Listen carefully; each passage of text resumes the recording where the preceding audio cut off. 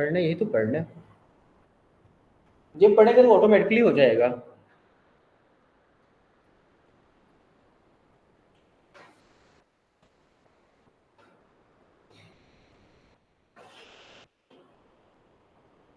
इश्तियाक यासिन साहब, अभी मैं लिखता हूँ थीमेटिकल में हमने क्या पढ़ना है, अभी ये लिख लें आप पहले।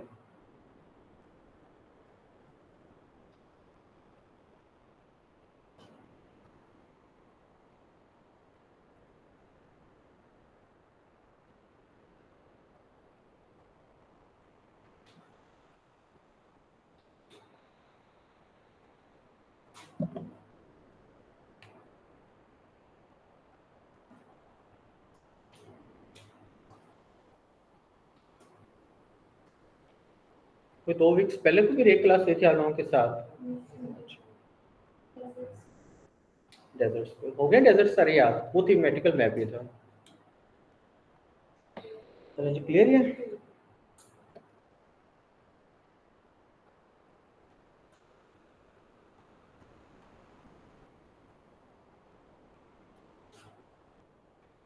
वर्ल्ड मैप तकरीबन आप लोगों को कहीं ना कहीं किसी ना किसी स्कूल में, किसी ना किसी सरकारी ऑफिस में के कहीं ना कहीं आपको वर्ल्ड मैप तो नज़र आया ही होगा, उम्मीद है। ठीक है। वर्ल्ड मैप का कलर भी आपने देखा होगा, ब्लू सा होता है। ब्लू क्यों होता है? क्योंकि दुनिया में 71% वाटर है और 29% लैंड है। हम इन चीज़ों को बाद में डिस्कस करते जाएंगे। तो लिहाजा पानी की वजह से कलर क्या आ रहा है उसका, ब्लू कलर मेंशन किया गया कि वाटर है। डन यहाँ तक। उसके अलावा आपने अपने मैप के अंदर जो है वो इस तरह के जायचे देखे तावीज़ के, ऐसे ही है। इस तरह की आपने लाइंस देखी हैं मैप में, कुछ इस तरह से हैं और कुछ यूं आपका गला काट रही है और कुछ आपका यूं गला काट रही है। क्लियर है? डन। सबसे पहली लाइन को स्टार्ट करते हैं।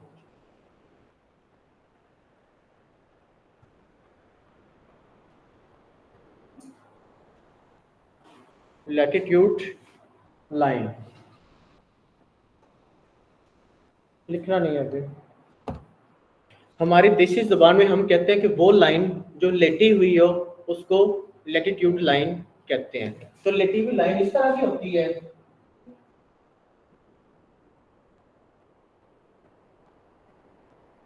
इस तरह की लाइन को क्या बोलेंगे? Latitude line. क्लियर? आप समझे कि आपका जो व्हाइट बोर्ड है ये आपका मैप है, अर्थ है। ठीक है। तो जब कभी भी मैप आपके सामने होगा तो हमेशा ऊपर नॉर्थ, नीचे साउथ, राइट साइड पे ईस्ट, लेफ्ट साइड पे वेस्ट, हमेशा दाईं तरफ ईस्ट, बाईं तरफ वेस्ट, ऊपर नाक की सीट पे नॉर्थ और पांव वाली साइड पे साउथ। ध्यान रखना, ये कॉन्सेप्ट कभी ना भूले। चलें जी।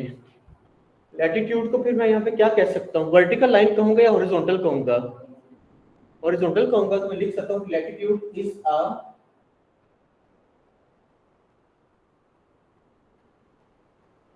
Horizontal line. क्लियर?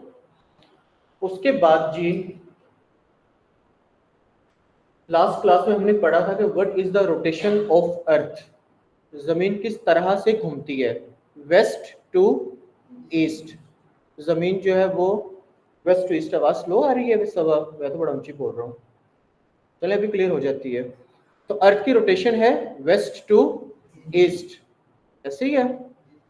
तो यहाँ पर लिख दो मैं वेस्ट और यहाँ पर लिख दो ईस्ट, तो मसला तो नहीं है। ठीक है। Latitude is a horizontal line, direction west to east. अगर आप ईस्ट टू वेस्ट भी कह लेंगे तो फर्क नहीं पड़ेगा, क्योंकि जमीन वेस्ट टू ईस्ट घूमती है तो हम वेस्ट टू ईस्ट से करेंगे जमीन के रोटेशन के एतबार से। ईस्ट टू वेस्ट भी कह लेंगे तो कोई फर्क नहीं पड़ता। आपने मेंशन करना है कि लैटिट्यूड लाइन की डायरेक्शन क्या होगी, हमेशा वेस्ट टू ईस्ट। क्लियर है? डन। चलें जी, यहाँ तक समझ आ गई। अब सबसे पहली जो मेन चीज है वो है इक्वेटर। What is equator? अब लिखिए, आगे मैं लिखवा रहा हूं। लिखें equator is a latitude line हर एक एक बात को आपने जो है वो सब्जेक्टिव में नहीं लिखना, हर एक एक बात को जहाँ पर वक्फा ले रहे हो आपने लाइन दूसरी यूज करनी है, ताकि आपके नोट्स जो है वो एमसीक्यूज फॉर्म में रहे। तो पहली लाइन में आप लिखेंगे हेडिंग इक्वेटर की, इससे नीचे लिखेंगे equator is a latitude line. Done. Bracket में मेंशन कर लें हॉरिजॉन्टल लाइन, ताकि जब कभी भी आप नोट्स खोलें तो आपको ये चीजें पानी की तरह जो है वो आगे दिमाग में, बल्कि खून में जो है ना वो दौड़े। Equator is a latitude line, horizontal line, direction west to east. Direction क्या होगी इसकी हमेशा लैटिट्यूड लाइन की, वेस्ट टू ईस्ट।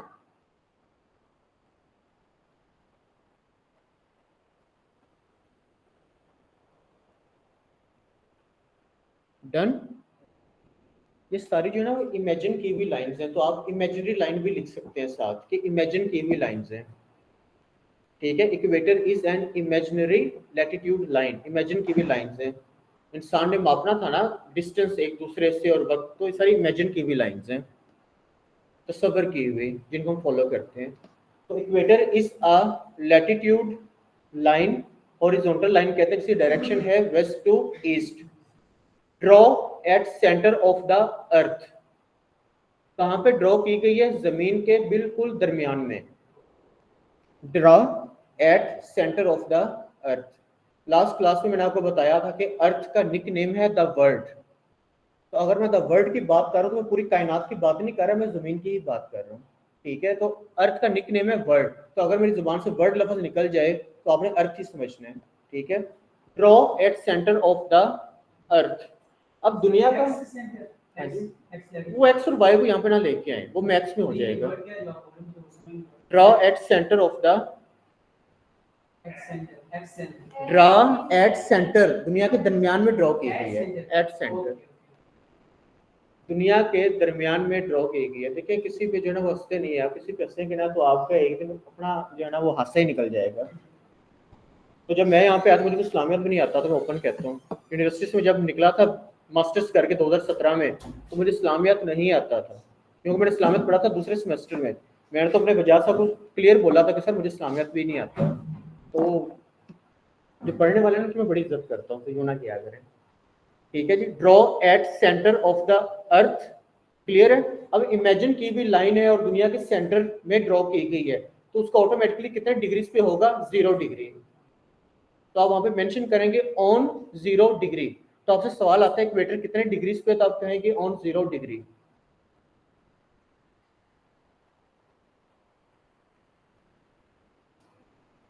क्लियर। अब हमने कर लिया इक्वेटर एक ऐसी लाइन है जो लैटिट्यूड लाइन है, जिसे हॉरिजॉन्टल लाइन कहते हैं, डायरेक्शन वेस्ट टू ईस्ट है, दुनिया के सेंटर में ड्रॉ की गई है 0 डिग्री पे। अब इसका काम क्या है? It divide the earth in 2 parts. अब हम इसका काम भी तो करना है ना। It divide the earth in 2 parts. ये जमीन को 2 हिस्सों में डिवाइड करती है।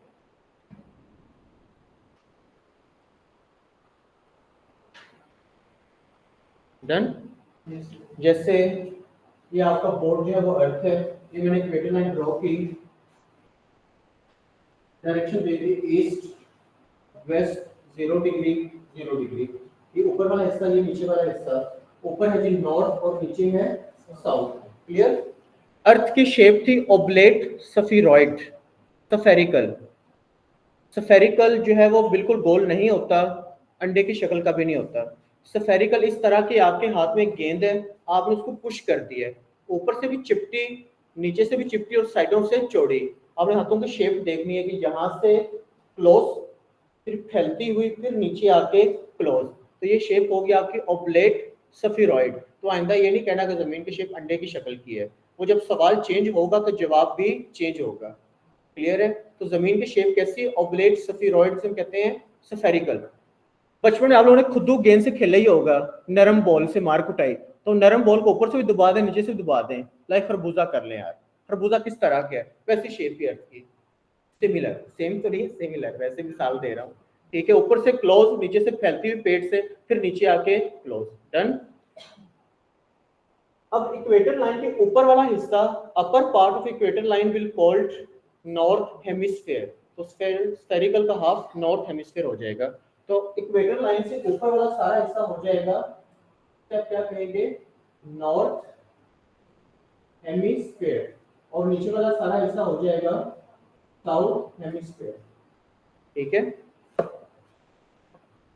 तो आप डायरेक्ट इस तरह याद करेंगे, इक्वेटर एक ऐसी लाइन है इमेजिन की हुई जो दुनिया के सेंटर में ड्रॉ की गई है, जो एक लैटिट्यूड हॉरिजॉन्टल लाइन है जो वेस्ट टू ईस्ट इसकी डायरेक्शन है 0 डिग्री पे है, जो दुनिया के बिल्कुल सेंटर में ड्रॉ की गई, दुनिया को दो हिस्सों में डिवाइड करती है। ऊपर वाले हिस्से को क्या कहेंगे, नॉर्थ हेमिस्फीयर, और नीचे वाले सारे हिस्से को क्या कहेंगे, साउथ हेमिस्फीयर।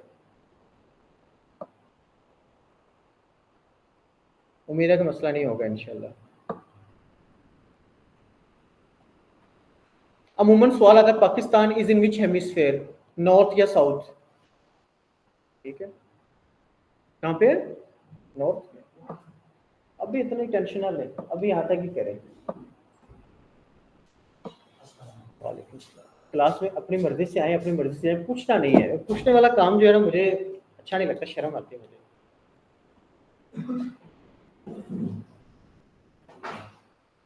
क्लियर। अब इक्वेटर में फंक्शन क्या है, इक्वेटर दुनिया का सेंटर है, सन, तो सन का फोकस ज्यादा कहाँ पे होगा पूरा साल, सेंटर में होगा। तो सूरज का फोकस जहां सेंटर में होगा वहां पर क्या होगा, बुहारात ज्यादा बनेंगे, बुहारात ज्यादा बनेंगे, वेपरेशन ज्यादा होगी, तो क्या होगा, बारिश की ओवरऑल ज्यादा होगी। तो आप लिखें the countries which lies on equator line, the countries which lie on equator line. आप सादा, इंतहाई सादा देसी इंग्लिश में भी लिख लेंगे ना, मुझे कोई फर्क नहीं पड़ता, आप उसने एमसीक्यूज पूछने हैं, उर्दू में भी लिख लेंगे, आपको बस पता होना चाहिए। The countries lies on equator line, मतलब वो मुल्क जो इस इक्वेटर लाइन के आगे पीछे ऊपर नीचे या पास पास हैं। Facing high temperature, the countries on equator line facing high temperature, comma high humidity, नमी जिसे कहते हैं, humidity HUMIDITY, high humidity, high rainfall. आपने नेशनल जियोग्राफिक पे अमेज़न रेन फॉरेस्ट तो देखे ही होंगे, 90% तो वही लगते हैं, हर टाइम बारिश ही हो रही होती है वहां पे। वो क्यों हो रही होती है, क्योंकि ब्राजील जो है वो इक्वेटर लाइन के पास है, इक्वेटर लाइन उससे क्रॉस करती है, तो वो दुनिया का सेंटर है, वहां पे फोकस मैक्सिमम है। हाँ जी, हाँ जी, वो सारे लिखवाऊंगा ना, अब वो आगे आएंगे, वो मैं आपको बताऊंगा, वो डेजर्ट वाला कंसेप्ट आ जाएगा। वो अफ्रीकन कंट्रीज है भी तो 54, हमने यहाँ पर करनी है 7-8, वो मैं आपको बताता हूँ कौन सी है। There are 13 countries on equator line, तो उनमें से जो मुल्क अफ्रीका का अगर वो निकाल लें, बाकियों में तो नहीं ना होगी 54 में से। There are 13 countries on equator line. ये जैसे भाई ने सवाल किया ना, ये सवाल अमूमन हमें हर जगह बताना पड़ता है। जब आप मैप खोलते हैं ना, तो आपको उन्होंने एक खास कलर दिया होता है, सपोज ये इसका कलर है समझे व्हाइट, तो वो कहता है कि व्हाइट सारा जो है ना ये इंडिया है। आगे बात की समझ। अब यहाँ पे इक्वेटर लाइन, तो वो कहता है कि जी वो इंडिया में से तो इक्वेटर लाइन क्रॉस नहीं कर रही, लेकिन आपको पता है कि बाउंड्री और आइलैंड्स दूर दूर तक फैले होते हैं। आगे समझ। तो कुछ एरियाज में जो है वो बारिश होगी, ओवरऑल इंडिया में बारिश नहीं होगी। अब आगे बात की समझ। तो यही कॉन्सेप्ट आपको मालदीव में अभी मिलेगा। मालदीव जब आप मैप में देखेंगे तो बहुत दूर नजर आएगा, लेकिन वाटर बॉडी आपको अटैच होती नजर आ रही होगी, तो उस एरिया में बारिश होगी, ओवरऑल में नहीं होगी। ये concept हो जाएगा क्लियर अभी आगे आगे। 13 मुल्क हैं जो इक्वेटर लाइन के ऊपर हैं, जो आपने करने हैं। करें, सबसे पहले किरिबाती, किरिबाती KRIBATI, किरिबाती भी कहने तो चलेगा, वैसे किरिबाती असल लफ्ज है किरिबाती। इसमें आप ब्रैकेट में लिख लें ओशिनिया कॉन्टिनेंट। ओशिनिया को ही ऑस्ट्रेलिया कहते हैं, लेकिन वो थोड़ा सा डिफरेंस बाद में पता चलेगा, तो आप लिख लें ऑस्ट्रेलिया कॉन्टिनेंट, चलें ओशिनिया ना लिखें, ऑस्ट्रेलिया कॉन्टिनेंट लिख लें आगे ब्रैकेट में।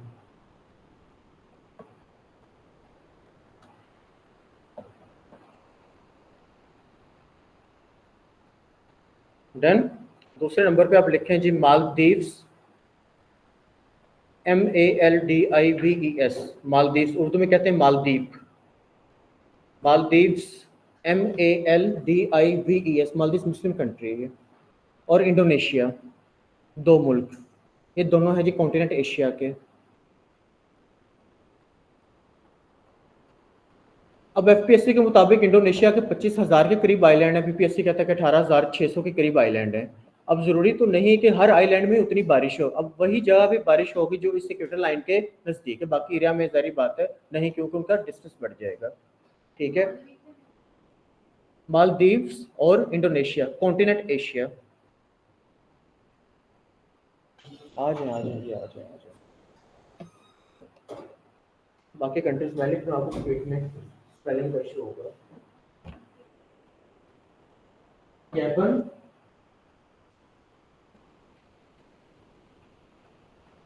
रिपब्लिक ऑफ कॉन्गो,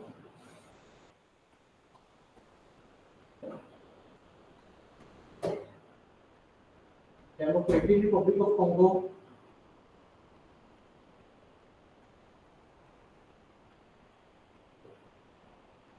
तीन नाम लिखे जी, Gabon, Republic of Congo, democratic Republic of Congo,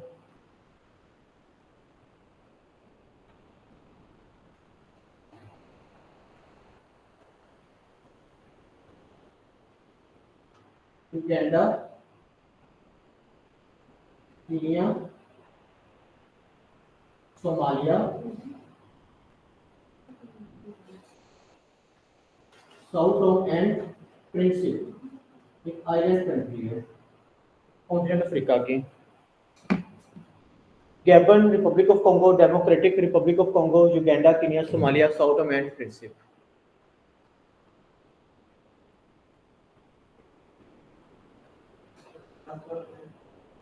south Tome and Principe एक ही नाम है, आइलैंड कंट्री अफ्रीका की। प्रिंसिप,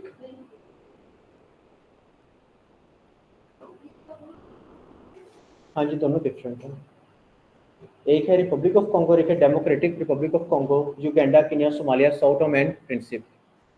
कितनी हो गई जी? 7। कॉन्टिनेंट अफ्रीका, आगे लिख लें कॉन्टिनेंट अफ्रीका। हाँ जी, 7 कंट्रीज कॉन्टिनेंट अफ्रीका की। Done.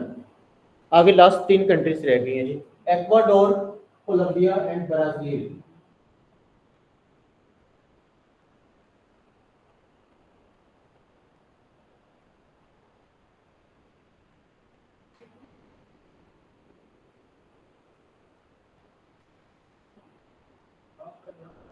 South Tome and Prinsep,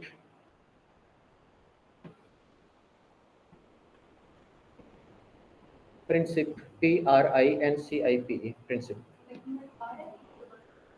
PRINCIPE। तो मैं थोड़ा सा तिरछा लिखता हूँ ना, ताकि वो ऑनलाइन वालों को भी नजर आ रहा हो, वरना मैं बिल्कुल सीधा होकर लिखूंगा तो फिर उनको कमर हो जाएगी मेरी, और तालिब इल्म को कमर नहीं करनी चाहिए। एक्वाडोर, कोलंबिया और ब्राजील, ये 3 कंट्री साउथ अमेरिका कॉन्टिनेंट की। थोड़ा स्पीड में लिखें, थीमेटिकल में काम ज़्यादा होता है हमारे पास करने के लिए, ड्रिल में नहीं जाना होता हमें ज़्यादा। तो ये 13 कंट्रीज हैं साउथ अमेरिका। जब आप लोग घर जाएंगे इंशाल्लाह ताला, अल्लाह पाक आपको पढ़ने को तौफीक दे, जब आपके पास वर्ल्ड मैप होगा, तो अगर आप ईस्ट साइड से शुरू करेंगे, दाईं तरफ से देखना, इक्वेटर लाइन पे पेंसिल को बंद करके जब लाइन और पेंसिल रखेंगे तो आपको करीबती सबसे पहले स्टार्ट होगा, फिर इंडोनेशिया, मालदीव, इस सीक्वेंस से। अगर आप चाहते हैं कि मैं वेस्ट से देखूं, तो आप स्टार्ट होंगे एक्वाडोर, कोलंबिया, ब्राजील, गैबन से, और उल्टी तरफ जाएंगे। तो आपकी मर्जी, आप ईस्ट की तरफ से देखें या वेस्ट की तरफ से देखें, आपको मिल जाएंगे। तो ये कल से लेके हैं, बहुत अच्छी बात है जी, मैं आऊँगा इंशाल्लाह, मैं आऊँगा। यही बात मेरे से जाद साहब ने पूछी है आपसे पहले। हमने जी आज पढ़ा लैटिट्यूड के बारे में। लैटिट्यूड एक ऐसी लाइन है जिसे हम सादा शब्दों में कहते हैं कि देसी लेटी हुई लाइन है। उसकी डायरेक्शन क्या होगी? हमेशा west to east, east to west भी कहते हैं, कोई जमीन घूमती वेस्ट टू ईस्ट तो हम बोलेंगे वेस्ट टू ईस्ट। उसको मैथ्स की लैंग्वेज में कहते हैं कि जी वो हॉरिजॉन्टल लाइन है, लेकिन हमारा ज्योग्राफी में हॉरिजॉन्टल लफ्ज इस्तेमाल नहीं होगा, आपको पेपर लैटिट्यूड लॉन्गिट्यूड ही मिलेगा। फिर हमने सबसे पहले पढ़ा इक्वेटर। इक्वेटर एक ऐसी लाइन जो दुनिया के बिल्कुल सेंटर में ड्रॉ की गई है, जो दुनिया में 0 डिग्री पे है, वेस्ट टू ईस्ट है। इमेजिन की भी लाइन है। दुनिया को दो हिस्सों में डिवाइड कर दिया, ऊपर वाला हिस्सा नॉर्थ हेमिस्फीयर, नीचे वाला हिस्सा साउथ हेमिस्फीयर। 13 कंट्रीज है जो इक्वेटर लाइन के ऊपर फॉल करती हैं। पेपर में सवाल आएगा which country is on equator line? Pakistan, Afghanistan, none of this, या फिर डेमोक्रेटिक रिपब्लिक ऑफ कॉन्गो। तब क्या लगाएंगे? तो यही सवाल ही आना पेपर में बस। ठीक है, याद रहेगा। उम्मीद है, चला शुक्र है। मिटा दो जी ये।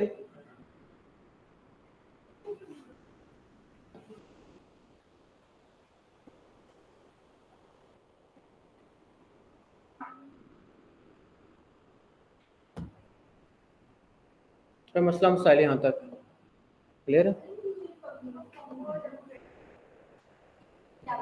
मिस आप जो है ना वो गूगल को देखेंगे ना तो 13 कंट्रीज बताएगा, 13 ऐड करेगा, क्योंकि जो आप कह रहे हैं ना साउथ ओमेन प्रिंसिप, वो आइलैंड कंट्री है और उसको हम जो है ना वो काउंट करते हैं उसमें 13 में। वरना डिफरेंशिएट कर देता कि 12 मुल्क है और 13वां आइलैंड है। तो Sao Tome Principe is an island country on equator line. ये 12 अभी 12 तो नहीं थे, कितने थे? 13 थे मिस, मिस्टर इश्तियाक भाई, 13 थे ये। हाँ जी, वो 13 ही थे सर। 12 लिखवाए नहीं, 13 लिखवाए हैं। ये मेरे सामने फिजिकल कह रहे हैं 13 लिखवाए, आप कह रहे हैं 12 लिखवाए हैं। हाँ जी, हाँ जी, कौन से? हाँ जी, वो अलग अलग है, अलग अलग मुल्क लिखवाए हैं। दोबारा जी मिस सायरा सुन लें करीब बाती, जो कॉन्टिनेंट ऑस्ट्रेलिया और शिनिया में है। मालदीव्स और इंडोनेशिया जो कॉन्टिनेंट एशिया में है।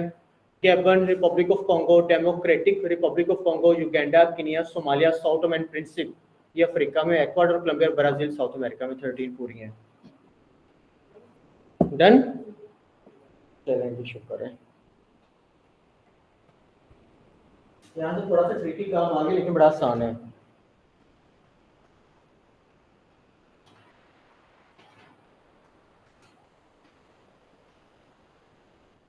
हिपार्कस साहब ने जब सबसे पहले लैटिट्यूड एंड लॉन्गिट्यूड को ड्रॉ किया था,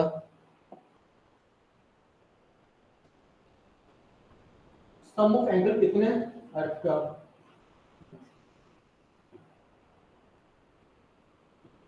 360 डिग्री। टाइम जोन कितने?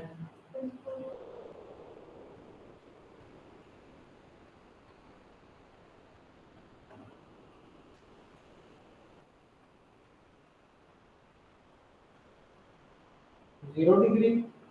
हर एक एक लैटिट्यूड में 15 डिग्री का डिफरेंस है। ठीक है, 15 degree, 30, 45, 60, 75 and 90 degree north pole. Done, clear है। उसी तरीके से जब आप नीचे आएंगे सदर्न हेमिस्फीयर में 0 डिग्री के बाद 15 डिग्री, 30 डिग्री, 45, 60, 75 और नीचे 90 डिग्री साउथ पोल। अभी ना लिखे, अभी सिर्फ समझ में, कहीं भी नहीं जा रहा, समझना ज़रूरी है। नोट्स आपको हर तरह के मिल जाएंगे, पूरा गूगल शरीफ, आर्टिफिशियल इंटेलिजेंस, हर चीज़ भरी पड़ी नोट्स से। अभी सिर्फ समझना है हमने। जब कहीं भी लैटिट्यूड लाइंस की बात होगी तो आपने कहना है कि लैटिट्यूड लाइन कहाँ से स्टार्ट होती हैं? 0 डिग्री इक्वेटर प्लेट से लेके ऊपर इस पोल तक, ठीक है, और 0 डिग्री से लेके नीचे पाउंड साउथ पोल तक। तो कितने डिग्री का एंगल बनाएंगे? ऊपर भी 90 और नीचे भी 90 डिग्री का। क्लियर होगी बात? डन। इसमें एमसीक्यूज आएगा, all latitude lines are parallel but not equal. सारी लैटिट्यूड लाइंस पैरेलल तो हैं, एक दूसरे के मतवाजी तो हैं, लेकिन इक्वल नहीं। इक्वल क्यों नहीं है? क्योंकि जमीन की शेप कैसी है, ऊपर से तंग और नीचे से फैली हुई। आगे समझ। All latitude lines are parallel, तमाम लैटिट्यूड लाइंस एक दूसरे के मतवाजी हैं, ऊपर नीचे हैं, लेकिन इक्वल नहीं। इक्वल क्यों नहीं है? क्योंकि आपकी जमीन की शेप बिल्कुल गोल नहीं है। आपकी शेप ऊपर जाके क्लोज हो रही है, दरमियान से फैल रही है और फिर नीचे जाके फिर क्लोज हो रही है। डन। तो यहाँ पर लिखेंगे all latitude lines are equal but not, sorry, all latitude lines are parallel but not equal. हाँ जी, ये लिखे एमसीक्यूज। इतना बड़ा करने का मकसद एमसीक्यूज लिखवाना ही था कि all latitude lines are parallel but not equal.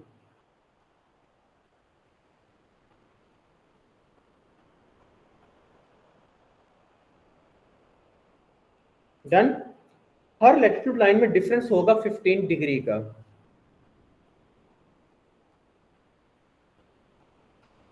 Each latitude line with a difference of 15 degree.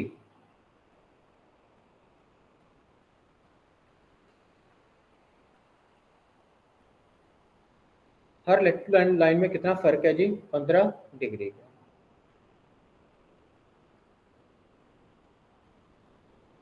Done.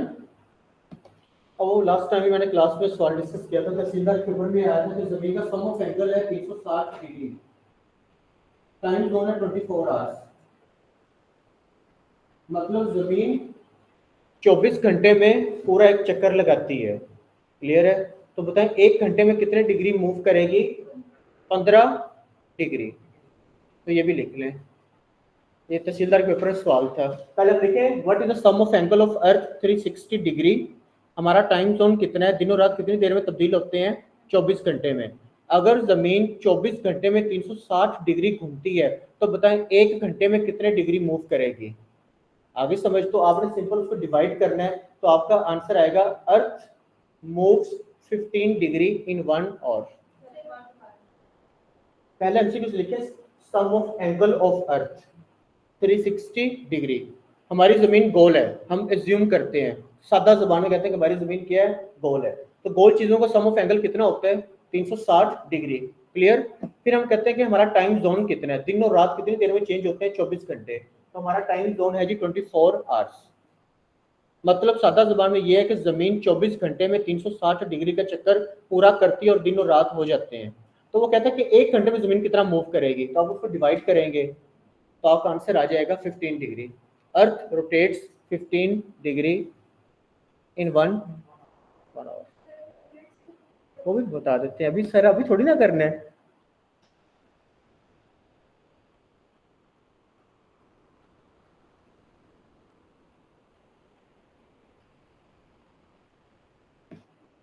Clear है?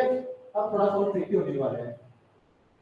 मतलब 15 डिग्री कितनी देर में? 1 आवर में। क्लियर है? समझ आ गई? मतलब 15 डिग्री कितनी देर में? 60 मिनट्स में। ठीक है। अब वो कहता है कि 1 डिग्री कितने मिनट में मूव करेगी। तो 60 को 15 में डिवाइड कर दे, 15 को 60 में डिवाइड कर दे, क्या आंसर आएगा आपका? 1 degree is equal to 4 minutes. ये सात आंसर आ गया। ठीक है, आसान। तो जमीन जो 360 डिग्री घूमती है 24 घंटों में, एक घंटे में कितना घूमेगी? 15 डिग्री। और जो है वो 15 डिग्री एक घंटे में कितने मिनट से? 60। तो उसको हमने डिवाइड किया तो मतलब 1 डिग्री डिस्टेंस कवर किया जमीन ने 4 मिनट में। मतलब 4 मिनट गुजरेंगे तो जमीन 1 डिग्री मूव करेगी। फिर ऐसे करते करते पूरे 24 घंटे आएंगे और दिनों रात चेंज हो जाएगा। और हम लोग नेटफ्लिक्स पे मूवी शूवीज देख के 2-3 बजे रात को टल्ली हो जाएंगे। मैं अपनी बात कर रहा हूँ, मैं दूसरों की बात नहीं करता, अपनी बात करता हूँ। अपनी बात करूँगा, मैं टल्ली हो जाऊंगा 2-3 बजे 2-4 फिल्में देख के। क्लियर है? अभी थोड़ा इजी लग रहा है लेकिन बाद में भूलेगा, तो बेहतर ये है कि आप इसे सीक्वेंस से लिख लें ताकि आपको याद रहे। ठीक है? आपसे पूछ सकते हैं 1 degree is equal to how many kilometre? 1 degree latitude line is equal to 111 kilometre. 1 degree latitude 111 kilometre के बराबर है।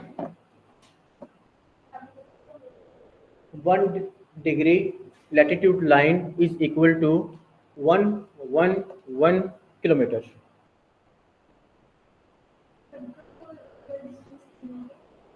नहीं होगा ना, लेकिन आगे वो अगली बात है, पहले ये कर लें।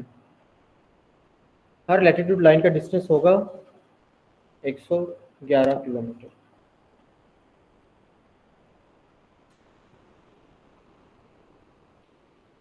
डन।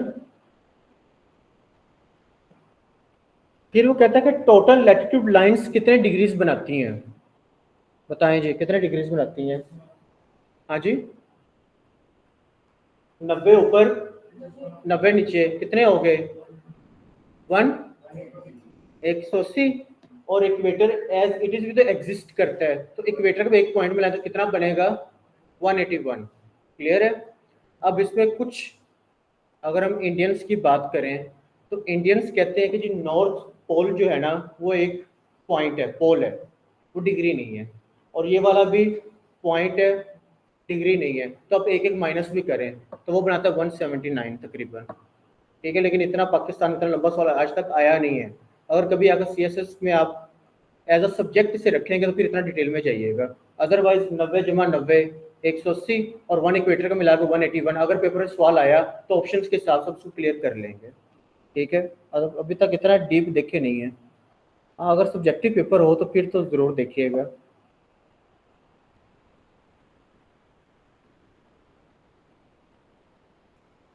हाँ जी, डन। वापस इक्वेटर पे आ जाएं, 2-3 सवाल इक्वेटर के और करने हैं।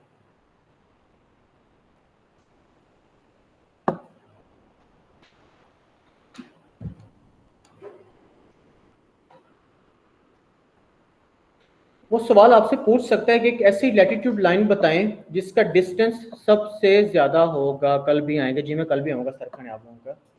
एक ऐसी लैटिट्यूड लाइन जिसका डिस्टेंस सबसे ज्यादा होगा, तो वो कौन सी है, इक्वेटर लाइन। क्योंकि मैंने आपको पहले ही बताया जमीन की शेप ऊपर से तंग, पेड़ से बिल्कुल फैली हुई और नीचे आके फिर क्लोज। तो सेंटर में कौन सी लाइन है, इक्वेटर। तो इक्वेटर ही वाहिद लैटिट्यूड लाइन है जिसकी लेंथ सबसे ज्यादा लंबी होगी। तो equator is a latitude line with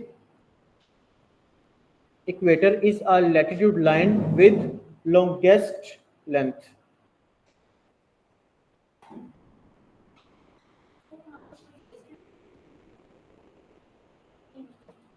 नहीं, डन। इक्वेटर ही एक ऐसी वाहिद लैटिट्यूड लाइन है जो डिस्टेंस में लंबाई में सबसे लंबी होगी। वो सवाल कर सकता है कि बताएं कितनी लेंथ है। तो लास्ट क्लास में जब मैं यहाँ से भाग गया था एक क्लास पढ़ा के, तो मैंने आपको सवाल पढ़ाया था कि what is the circumference of earth. जमीन का सर्कमफेरेंस कितने है, मतलब जमीन की पूरी पैमाइश राउंड। तो पास्ट पेपर्स में है 40,000 किलोमीटर, थोड़े नए पेपर्स में है 40,072 किलोमीटर, कुछ ज्यादा गूगल लेटेस्ट इंफॉर्मेशन देता है 40,075। क्यों, क्योंकि जमीन एक्सपेंड कर रही है, बढ़ रही है, फैल रही है। तो जो सर्कमफेरेंस ऑफ अर्थ है पूरा, वही एक्चुअल में उसकी लैटिट्यूड लाइन की लेंथ है। तो अब लिख लें इक्वेटर की लेंथ है 40,072 कर लें, चलें लेटेस्ट बहुत ही ना करें। 40,072 में बस आपने ना एक ध्यान रखना है कि आपने कितने पूरी करनी है। तो 40,072 कौन सा बनेगा, इसी में पेपर में पेपर वाले आपको कंफ्यूज करना है। तो 40,072 कौन सा है भाई, देसी क्यों नहीं आप लोग तरीका इस्तेमाल करते, क्या कबाहत है इसमें। हम लोग वहां वकील बैठे होते हैं तो हम तो देसी तरीके इस्तेमाल करते हैं एप्लीकेशन लिखने में। हम तो बल्ब भी जलाते हैं रात को, क्योंकि बल्ब से हमारा बंदा खुदाई आपका हो जाए। इकाई ढाई सैकड़ा हजार असर, तो इकाई करने में कोई हर्ज नहीं है। तो यहीं से आपने पेपर में गलत करना है। 40,072 याद रखिएगा, अगर नहीं तो इकाई सैकड़ा कर लीजिएगा। तो जो ये अर्थ है ना, सपोज अर्थ कहीं पूरा ही होता है सर्कमफेरेंस एरिया, ठीक है। तो वो है 40,072, तो वही आपकी इक्वेटर की लेंथ है, 40,072 किलोमीटर। अब पेपर में आपसे वो रंज मार सकता है, थोड़ा सा मुश्किल पूछने में कहेगा माइल्स में बताएं, मील में। तो आप कहेंगे 24,901 माइल्स, क्योंकि जब आप पंजाब पुलिस में जाएंगे तो आप कहेंगे भागो 1 माइल भागो, 1 mile is equal to 1.6 kilometre. ठीक है, एक मील में कितने किलोमीटर हैं? 1.6, मतलब 1.5 किलोमीटर से तो 100 कदम आगे देसी तरीके से। तो अगर आपसे पूछे कि what is the length of equator in miles, तो आप बताएंगे 24,901 मील। अगर पूछे किलोमीटर तो आप कहेंगे 40,072 किलोमीटर। अगर पूछे कि 1 माइल तो आप कहेंगे 1 mile is equal to 1.6 kilometre. वो कहते हैं ना पंजाब पुलिस में, भागो दौड़ो 1 मील दौड़ो, तो 1 मील कितना होता है? 1.5 किलोमीटर से कुछ 100-200 कदम ज्यादा ही होते हैं, मान के 300 कदम ज्यादा होते हैं। क्लियर है? अब आप यहाँ अकेडमी आए, आपने 1 किलोमीटर का सफर तय किया, तो पूछो कितने माइल्स करके आए हो, तो आप कहेंगे 0.62 माइल। एक ऐसा बच्चा जो यहाँ पर 1 किलोमीटर सफर तय करके आया है, मैं पूछता हूँ कितने मील सफर तय किया, तो आप 1 किलोमीटर बनेगा 0.62 माइल। ये ऊपर कहीं लिख लें, ये जुगाड़ पेपर में बड़े काम आते हैं, वहां पर आप कैलकुलेशन कर सकते हैं इससे।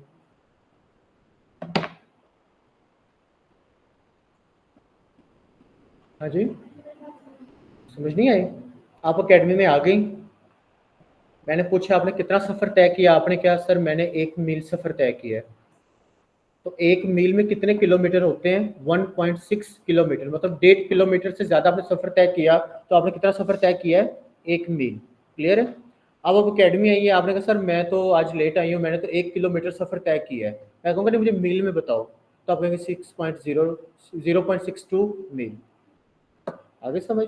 मतलब मील लंबा है और किलोमीटर छोटा है। हम लोगों की ज्यादा जो सफर कैसे होते हैं? किलोमीटर के हिसाब से। हम माइल्स को ज्यादा नहीं लेते, लेकिन मील पेपर वाला ले लेते हैं। यहाँ तक भी क्लियर है? कोई मसला मसाइल नहीं? चलें जी, शुक्र है। हटा दो ये, लिख लें पहले, अगर किसी ने लिखना है तो। ऑनलाइन वालों को मसला है तो पूछ लें।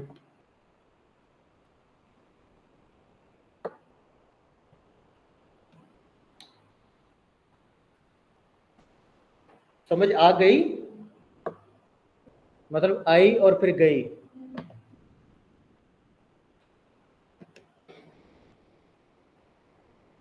ले जी, ये थी आपकी लैटिट्यूड के मेन। ठीक है, इसको याद करने का तरीका ये है कि अपने आप को सुकून से कमरे में करें लॉक।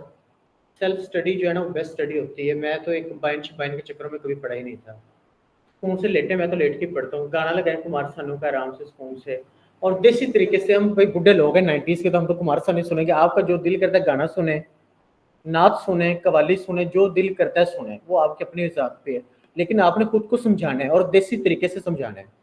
ज्यादा इंग्लिश में ना पढ़िएगा, क्योंकि आपको इंग्लिश में पढ़ने की जरूरत इस सब्जेक्ट में तो नहीं है। इस सब्जेक्ट में आपका जीके स्ट्रॉन्ग हो, बस आपको पता हो इक्वेटर लाइन कहाँ पे है, क्या फंक्शन करती है, लेंथ क्या है, हर चीज आपके सामने रख दी है, और आपने हिफज करनी पानी की तरह, बस। डन?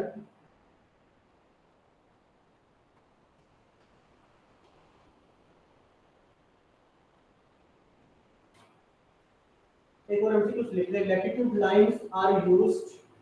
दूसरी एक और बात याद है, हमेशा क्लास में कहता हूँ, मैं खुद एक टीचर नहीं हूँ, मैं तो एक स्टूडेंट हूँ भाई, सीधी सी बात है। और मैं समझता हूँ कि कोई भी उस्ताद मुकम्मल नहीं होता। ठीक है, तो मैंने जो पढ़ा दिया वो, मेरे मामू चाचू ने तो पेपर बनाना नहीं, पीपीएससी वाले मेरे मामू चाचू तो है नहीं, कसम ले लें, मैं हलफ देता हूँ। तो जो मैं पढ़ा रहा हूँ जरूरी नहीं कि वही पूछेगा, वो आपसे डिफरेंट भी पूछ सकता है। तो आपने क्या करना है कि जब मैंने लैटिट्यूड लिखवा दी है, तो आपने यहाँ पे 10 लाइन्स छोड़ देनी है, ताकि कल को आप किसी और उस्ताद से कुछ और नया पढ़ें तो आपको कहीं और जगह पे लिखने की जरूरत ना पड़े। आप इन्हीं नोट्स को निकालें और इन्हीं में ही दोबारा आप जो है वो चीज़ों को ऐड कर लें, तो इस ज़िंदगी का सूल बना लें। कोई भी उस्ताद मुकम्मल नहीं होता, किसी का भी लेक्चर मुकम्मल नहीं होता। तो आपके नोट्स में, आपके टॉपिक्स में 10-12 लाइन्स खाली हमेशा होनी चाहिए हर टॉपिक में। जैसे कि मुझे इक्वेटर के 2-3 सवाल और याद आ गए हैं, तो वापस इक्वेटर पे आ जाएं, तो ये तो होगा ना, आगे जाते जाते पिछले सवाल याद आएंगे। आप क्या सोच रहे हैं? क्या सोच रहे हैं आप? नहीं नहीं, इनसे मैं पूछ रहा हूँ। चलें जी, लिखें इक्वेटर के बारे में। Congo river, CONGO, CONGO, Congo river, also known as Zaire, ZIARE, Zaire river. Congo river जिसका दूसरा नेम है जायरी, ZIARE।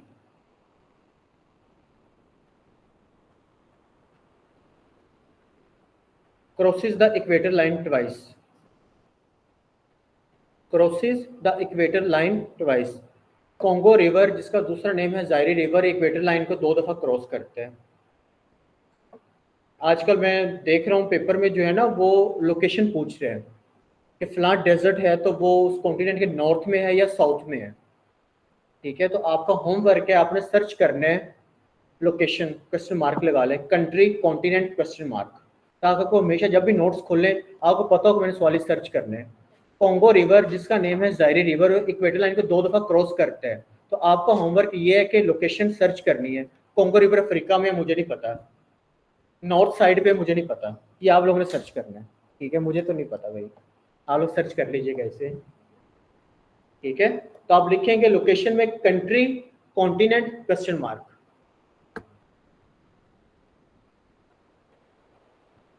इसकी लेंथ है जी 4700 किलोमीटर, 4700 किलोमीटर। हाँ जी, कॉन्गो रिवर के 4700 किलोमीटर, 4700 4700, जो बनती माइल्स में 2900, 2900 मील, 2900। डन, चलें जी आगे लिख लें equator line passing through following water bodies. Water bodies भी कर लें, क्या पता कल को पूछ ले, कुछ भी पूछ सकता है वो। Equator line passing through following water bodies, water bodies.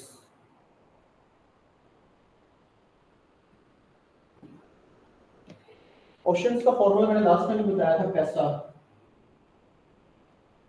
Pacific, Atlantic, Indian, southern and Arctic ocean. तो पहले जो 3 है पाई, मतलब पैसिफिक, अटलांटिक और इंडियन में से इक्वेटर लाइन क्रॉस करती है। Equator line crosses through Pacific Ocean, Atlantic Ocean and Indian ocean. Pacific, Atlantic and Indian.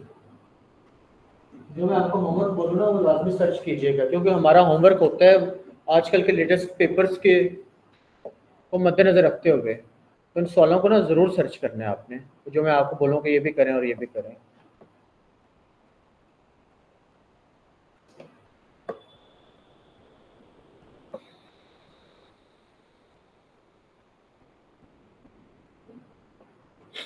Done. हमेशा जब भी पेपर दिए उन्होंने वही सवाल पूछा जो हमें नहीं आता था, बल्कि मुझे नहीं आता था, हमें का मतलब मुझे नहीं आता था। तो फिर पेपर में एक नया सवाल देखने को मिला, उसने सवाल पूछा कि दुनिया में एक ऐसी जगह बताएं जहाँ पर लोएस्ट ग्रेविटी है, ग्रेविटी सबसे कम है, तो वो कौन सी जगह है। दोबारा आ जाए अर्थ की शेप पे, ऊपर से क्लोज, साइडों से चौड़ी और फिर नीचे से क्लोज, तो दरमियान में क्या है, ज़्यादा चौड़ी है, तो वहाँ पर जो सेंट्रीफ्यूगल फोर्सेस है उनका प्रेशर भी कम है। ठीक है, वहां पर इक्वेटोरियल बल्ज है, अब इतने औखे लफ्ज ना ही करें, तो जो इक्वेटर लाइन है वहां पर लोएस्ट ग्रेविटी है। इसलिए दुनिया में ज्यादा रॉकेट्स कहां से लॉन्च किए जाते हैं, इक्वेटर लाइन के आसपास, ताकि कम फोर्स में वो तितर बितर हो जाए।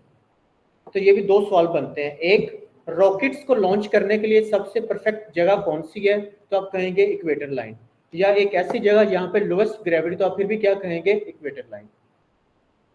तो दोनों सवाल ही लिख लें और जवाब एक ही है।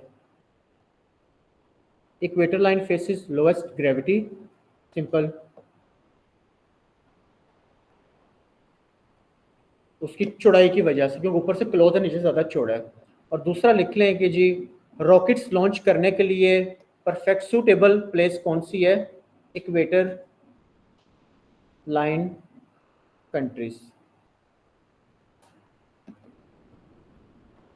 आगे समझ, फिर भी 10-12 लाइंस छोड़ दीजिएगा, क्या पता मैं बोर्ड की तरफ मूव करूं दोबारा इक्वेटर के सवाल याद आ जाए।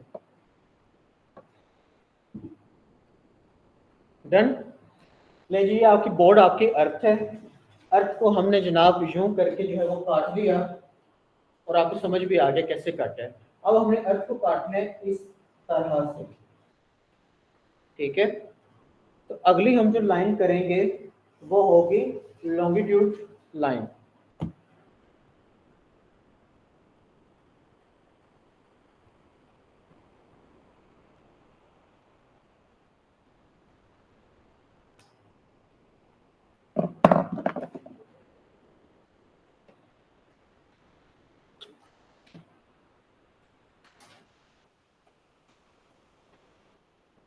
बोर तो नहीं हो रहे? बोर हो रहे बता दें, बस कर दें क्लास का, कोई नहीं। नहीं चलें फिर आगे चलें जी। Longitude line is uh, maths में हम इसे कहते हैं वर्टिकल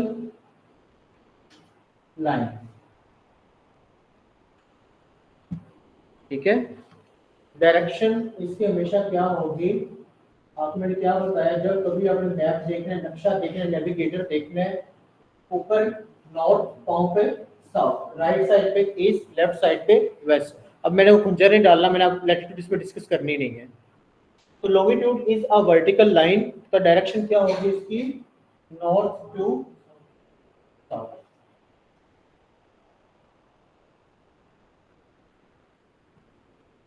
क्लियर? चलें जी।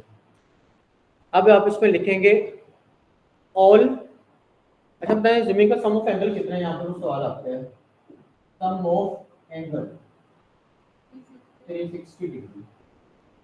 एज्यूम करें आपके हाथ में खरबूजा है, सारों के हाथ में, दूसरे हाथ में, मैं तो लेफ्टी हूँ, दूसरे हाथ में छुरी, ठीक है।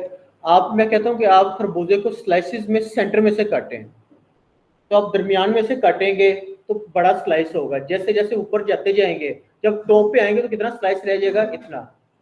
और जब नीचे आएंगे साउथ वाली साइड में, तब भी सेंटर में बड़ा स्लाइस, और फिर बतदरीज नीचे छोटे स्लाइसेस होते जाएंगे। ऐसे ही है, वही हिसाब है हमारा लैटिट्यूड्स के साथ, क्योंकि जमीन जो है, और लैटिट्यूड लाइंस आर पैरेलल लेकिन इक्वल नहीं है। तो आपके खरबूजे के सारे पीसेस दरमियान से जब काटते जाएंगे तो वो पैरेलल तो होंगे लेकिन बराबर नहीं होंगे। ये सबसे आसान कॉन्सेप्ट है समझाने का।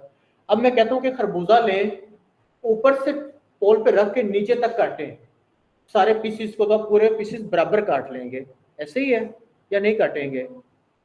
यार खरबूजा ही आपके पास में, छुरी आके काटो तो यहाँ से बराबर नहीं काट लोगे, पीसेस तो बराबर आएंगे ना, बराबर आएंगे पीसेस पूरे। खरबूजा काटा नहीं है कभी आप लोगों ने, पीसेस बराबर आएंगे इस आपके, तकरीबन आपके पीसेस सारे बराबर आएंगे। ठीक, चले इस मिसाल को भी छोड़ें। मैं कहता हूँ कि अपने सर से जो है वो पेन से लेके पाँव तक ड्रॉ करें। आप अपने चारों साइड पे ड्रॉ कर लेंगे ना। तो यही हिसाब है कि all longitude lines are equal in length, ठीक है। वो एमसीक्यू से लिख लें, all longitude lines are equal in length.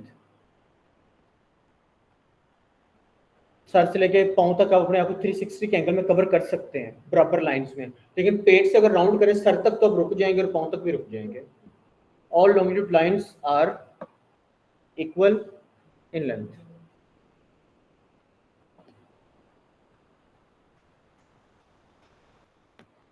तो लॉन्गिट्यूड लाइंस कितना एंगल बनाती हैं, 360 डिग्री का। क्लियर है?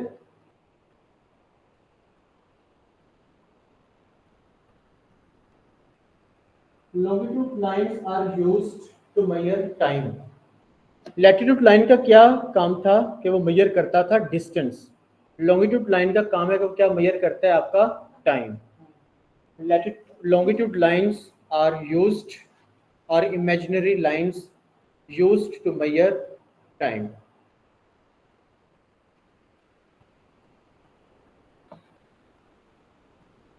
क्लियर है? यहाँ तक भी क्लियर? चलो जी। इससे पहले इसको नाइट शुरू होगी, इससे पहले हम करेंगे जी prime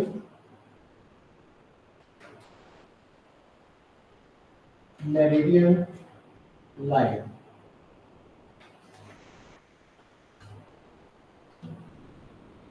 prime meridian line,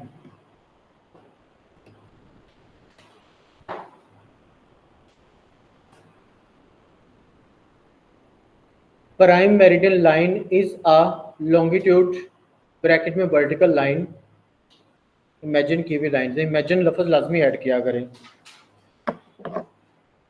prime meridian line is an imaginary longitude vertical line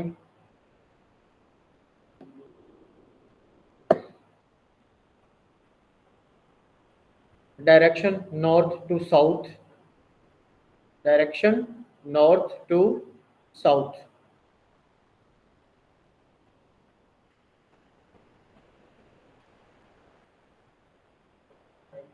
हाँ जी, शुरू से बताऊं। Prime meridian line is an imaginary vertical longitude line direction north to south on 0 degree. कितने डिग्रीज में होगा ये? नॉर्थ और साउथ, 0 डिग्री और 0 डिग्री। ठीक है, इस साइड पे क्या है? ईस्ट, और इस साइड पे वेस्ट। तो वो वाली साइड हो जाएगी ईस्टर्न हेमिस्फीयर और ये वाली साइड हो जाएगी वेस्टर्न हेमिस्फीयर। मेंशन कर लें।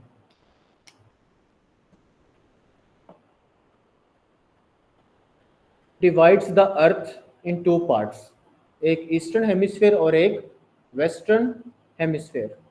जैसे दिल के 4 खाने हैं, वही अर्थ के 4 खाने हो गए,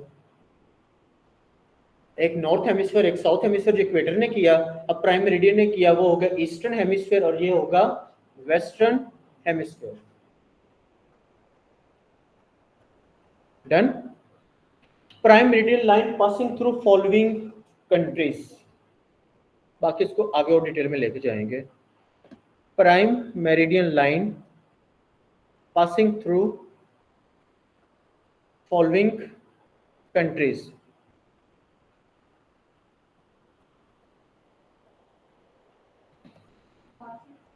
following countries.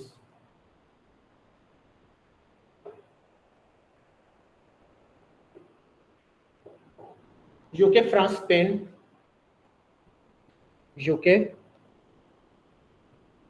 UK, France, Spain, Africa sorry Europe continent.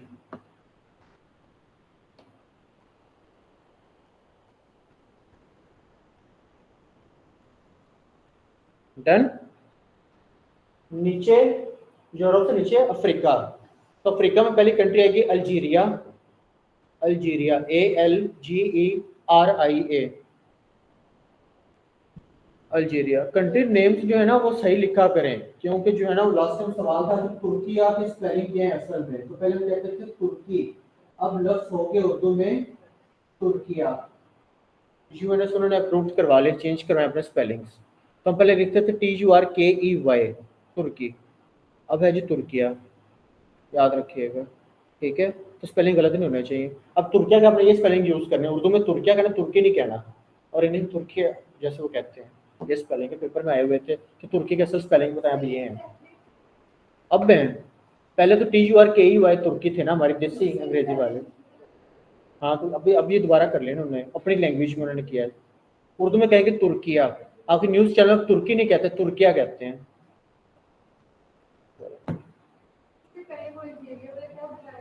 वो मैंने बताया है कि जी प्राइम मेरिडियन लाइन किन मुल्कों में से क्रॉस करती है, तो हमने 3 मुल्क किए हैं, यूके, फ्रांस और स्पेन। वो 3 मुल्क हैं जी यूरोप कॉन्टिनेंट के। उससे नीचे अफ्रीका में लाइन आ रही है, तो पहला मुल्क है अल्जीरिया,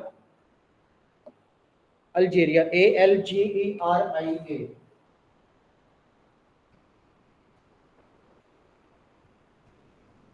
दूसरा मुल्क है माली, तीसरा है बुर्किना फासो, चौथा है घाना, पांचवा टोगो। नाम आसान रख लेते हैं। हाँ जी, मैंने पहले कभी सुने थे, थोड़ी आसान है यार। Algeria, Mali, Burkina Faso, Ghana and Togo. हाँ जी, वो कंट्रीज है जिनमें से प्राइम मेरिडियन लाइन क्रॉस करती है, ठीक है। और ये 5 मुल्क हैं जी अफ्रीका के, कॉन्टिनेंट अफ्रीका। पहले 3 दिन के बाद हाँ जी, लंदन, फ्रांस और स्पेन, वो 3 यूरोपियन कंट्रीज हैं। और Algeria, Mali, Burkina Faso, Ghana and Togo, ये 5 मुल्क हैं कॉन्टिनेंट अफ्रीका। डन। और लास्ट में है जी क्वीन मॉड,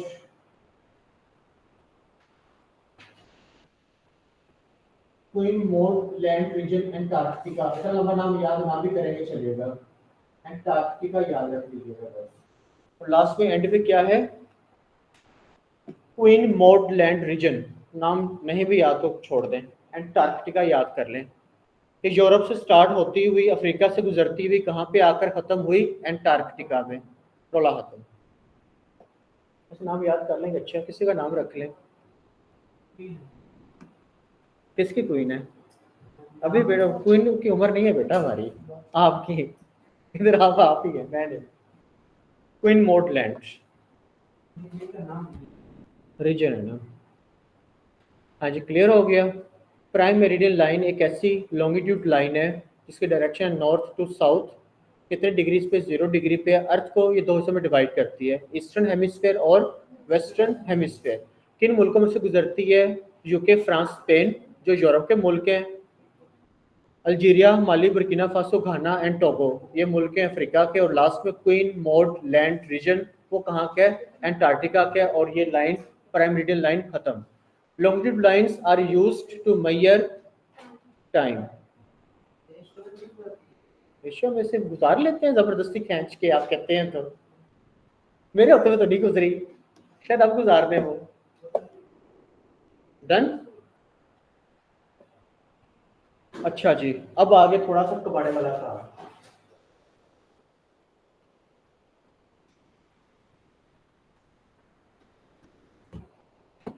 ब्रिटेन ने पूरी दुनिया पे राज किया, ठीक है। इवन अमेरिका को डिस्कवर करने वाले यूरोपियंस ही थे, ऑस्ट्रेलिया में भी देखा जाए तो यूरोपियंस ही आए, सब कॉन्टिनेंट में यूरोपियंस है। ओवरऑल ग्रेट ब्रिटेन ने पूरी दुनिया पे राज किया है। तो जब टाइम आया 80s का, 18वीं सदी का, तब उनके लिए मेन मसला, जब उन्होंने शुरू किया अपना ट्रेन से तजारत को और ट्रेन से सफ़र को, तब बड़ा मुश्किल था टाइम को मैनेज करना। हर बंदा अपने हिसाब से टाइम को मैनेज कर रहा था, कोई चांद तारों के हिसाब से, कोई दरख्तों के हिसाब से। तब चूंकि पावर में थे, इन्होंने कहा कि जी जो हम टाइम आज से लागू करेंगे ना, वही टाइम दुनिया में चलेगा। तुम लोग चलाओ या ना चलाओ, हमने इसी टाइम को फॉलो करना है, ठीक है। तब इन्होंने एक कॉन्फ्रेंस की, पहले समझ लीजिएगा, अक्टूबर, अक्टूबर चल रहा है ना, 1884 में। उसका नाम था प्राइम मेरिडियन कॉन्फ्रेंस। ये कॉन्फ्रेंस हेल्ड हुई वॉशिंगटन डीसी में, वॉशिंगटन डीसी, जिसमें इस कॉन्फ्रेंस में उन्होंने डिसाइड किया कि हम जो टाइम देंगे वो आज के बाद इंटरनेशनली वही टाइम अप्रूव होगा। उस टाइम के मुताबिक आप लोग अपनी घड़ियां सेट कर लें। आगे समझ। तो प्राइम मेरिडियन लाइन को टाइम दिया गया, इन्होंने कब बनाया? ग्रीनविच मीन टाइम, जिसे हम कहते हैं जीएमटी।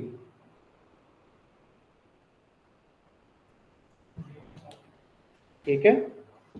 अक्टूबर 1884 में प्राइम मेरिडियन कॉन्फ्रेंस हुई वॉशिंगटन डीसी में, जिनमें इन लोगों ने डिसाइड किया कि हम लोग एक प्रॉपर टाइम बनाने लगे हैं, ठीक है। हमारे टाइम के मुताबिक आप लोग अपनी एडजस्टमेंट कर लें। तो उन्होंने क्या टाइम दिया? ग्रीनविच मीन टाइम, जिसे हम कहते हैं जीएमटी इन शॉर्ट। पाकिस्तान के पाकिस्तान स्टैंडर्ड टाइम हम कहते हैं पीएसटी, हमारा पाकिस्तान स्टैंडर्ड टाइम, इनका है GMT time. Clear. GMT time क्योंकि पूरी दुनिया पे लागू था, तो इसका दूसरा नाम दिया गया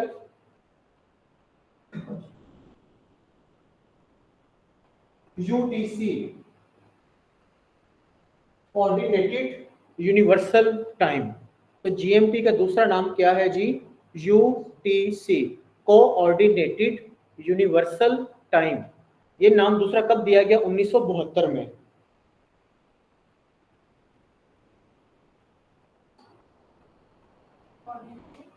कोऑर्डिनेटेड यूनिवर्सल टाइम।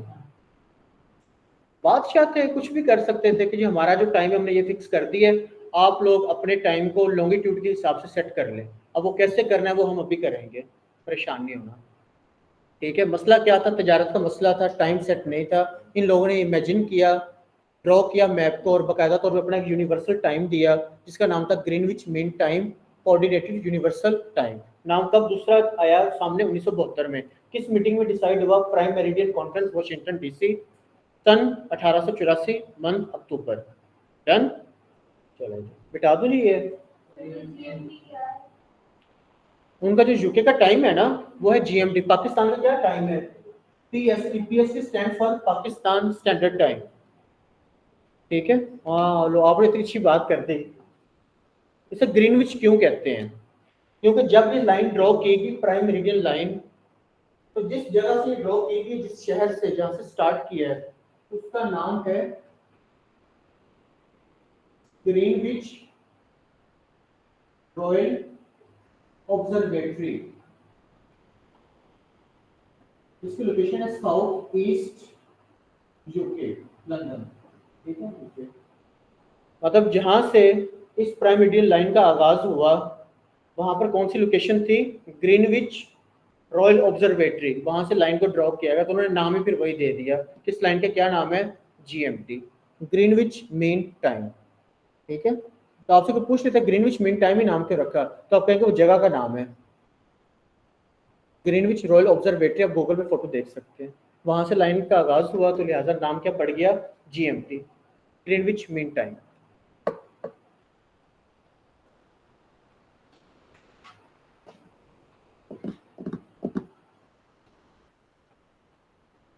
समझ आ रही है कि ऊपर से जा रही है? आ रही समझ?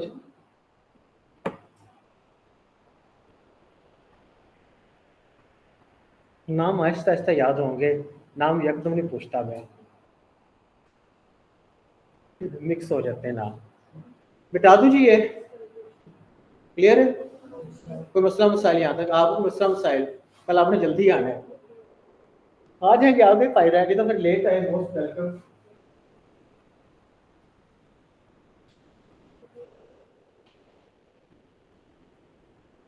बताएं जब हम बैठो थक गए, बताएं कौन सी लाइन है? ये लैटिट्यूड है। ठीक है, आपने परेशान क्यों हो गए? डायरेक्शन बताएं, क्या लिखूं यहाँ पे? वेस्ट लिखूं? इसमें इक्वेटर क्या दूं? इक्वेटर लाइन क्या है? ये कौन सी आ गई?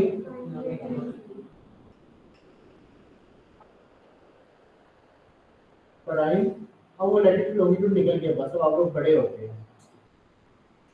अब आपने कहना है ये इक्वेटर है और वो प्राइम मेरिडियन लाइन है। तो लॉन्गिट्यूड लाइंस क्या करती हैं? हमेशा मेजर करती हैं टाइम को। और लॉन्गिट्यूड लाइंस जो हैं वो सारी के सारी बराबर हैं। और कितने एंगल बनाती हैं? 360 डिग्री का। मैप में तो लाइन थोड़ी कर्व है, मैं सीधी ड्रॉ करूंगा ताकि आपको समझ आए। पहले चलते हैं ईस्ट की तरफ।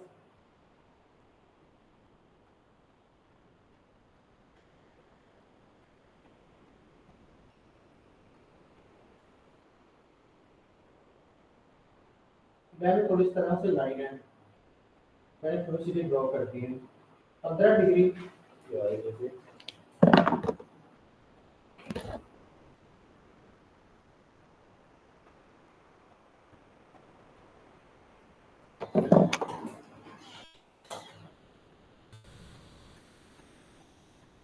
बड़ी जल्दी आ गए आप कल की क्लास के लिए।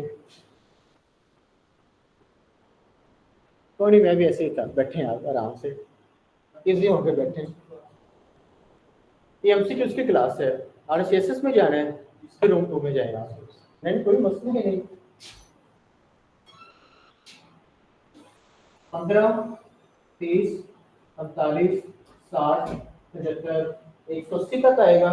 और फिर यही इसी साइड पे ही,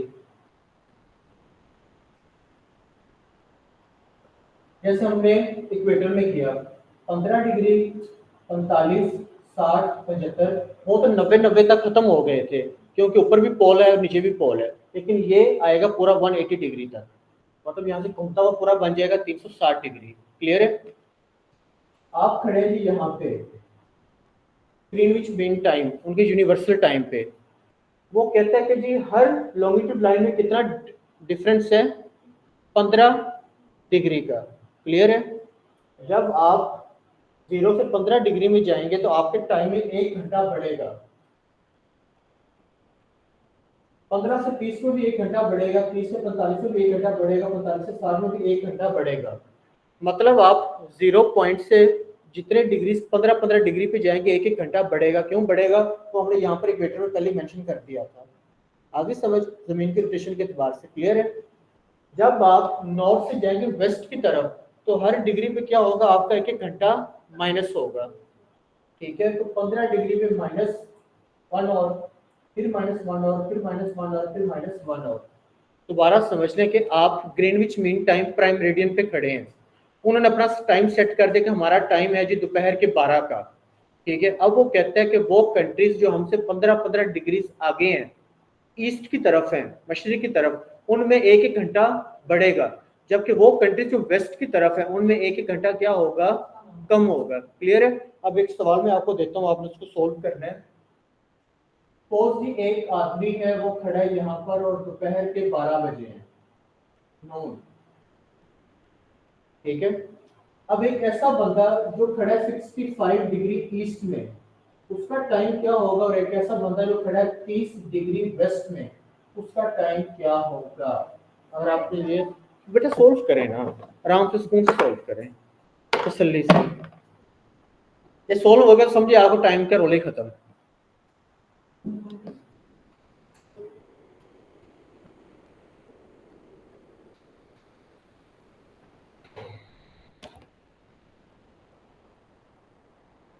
दोबारा आपने याद रखना है, जमीन जो है उसका सम ऑफ एंगल है 360 डिग्री, टाइम जोन है आपके पास 24 घंटे।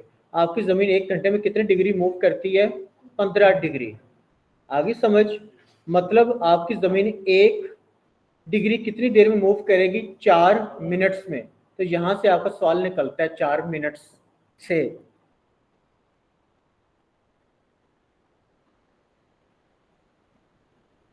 चलें यार मैं बता देता हूँ।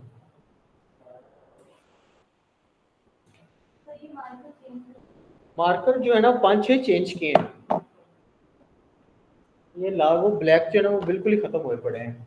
ये आपका ठीक है, आपका इशू करने लगे, गुजारा कर लें, अब क्या किया जा सकता है। फॉर्मूला की तरफ नहीं जाना, मैथ्स में आप लोगों ने क्या फंसना है यहाँ पे। हमारे पास है जी 30 डिग्री। कोई और मार्कर ट्राई करता हूँ, किस्मत आजमाते हैं आज।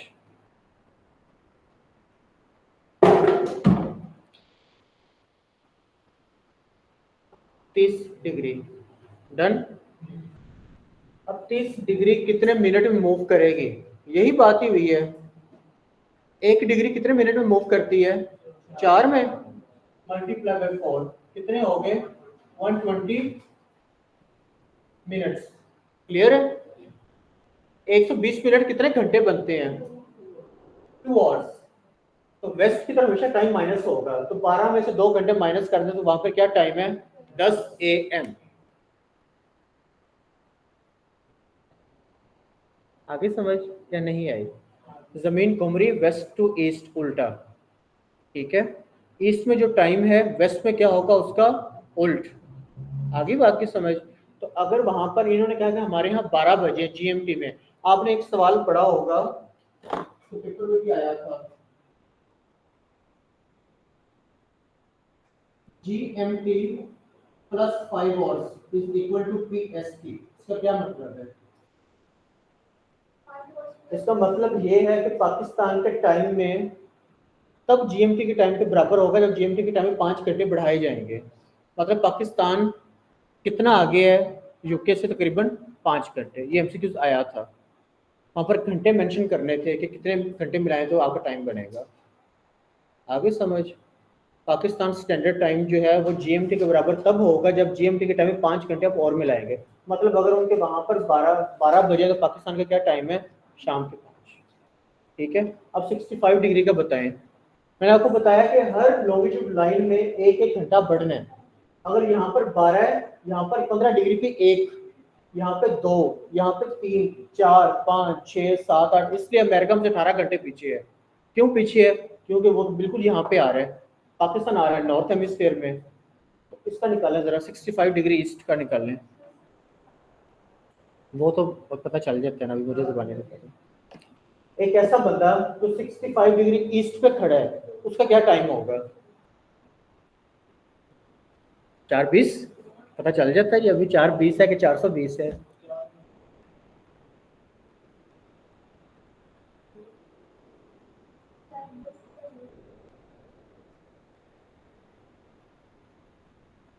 दोबारा लिख देता हूँ। इस फॉर्मूला को हमेशा याद रखें। यहाँ पर सम ऑफ एंगल, थोड़ा सा ना मेरा भी मैथ्स बड़ा कमजोर है, हालांकि मैंने एफएससी मैथ्स में की थी, लेकिन मैंने रट रट की की थी, समझ मुझे भी नहीं आई थी। सम ऑफ एंगल है 360 डिग्री हमारी पूरी अर्थ का। टाइम कितने है आपका? 24 आवर्स। ठीक है, मतलब जमीन 24 घंटे में कितना घूमती है? 360 डिग्री। तो एक घंटे में कितना घूमेगी? 15 डिग्री। ऐसे ही है। एक और कितना बनता है? 60 मिनट्स में 15 डिग्री। अब वो कहता है कि एक डिग्री कितने मिनट में घूमेगी? आपने 60 में डिवाइड किया 15 को, तो आ जाएगा 4 मिनट्स में 1 डिग्री। क्लियर है? अब हमने यहाँ पे सिर्फ पहले पता करना है कि 30 डिग्री पे मिनट्स कितने बनते हैं।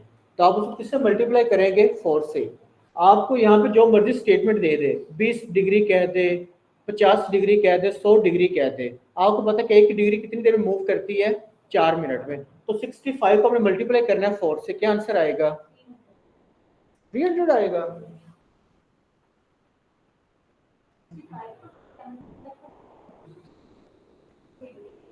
सिक्सटी फाइव डिग्री को 4 मिनट से करना है ना? नहीं, आप सही समझिए। ठीक है, तो 60 आएगा। नहीं, ना करें।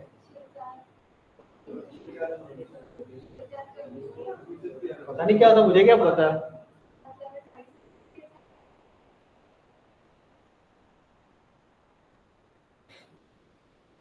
पता नहीं कितने घंटे बने ये।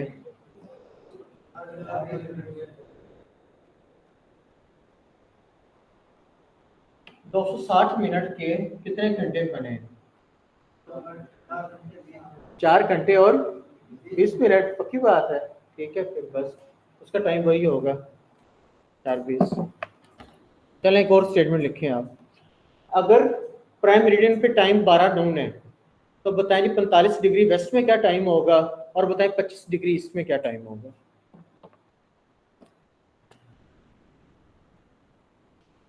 25 डिग्री ईस्ट में क्या टाइम है और 45 डिग्री वेस्ट में क्या टाइम है?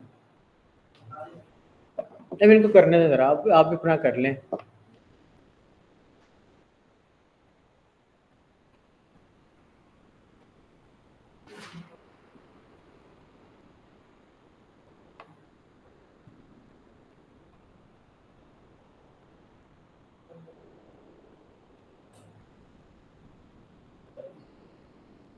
हाँ जी, 25 अलग है, 45 अलग है, मिक्स नहीं करना।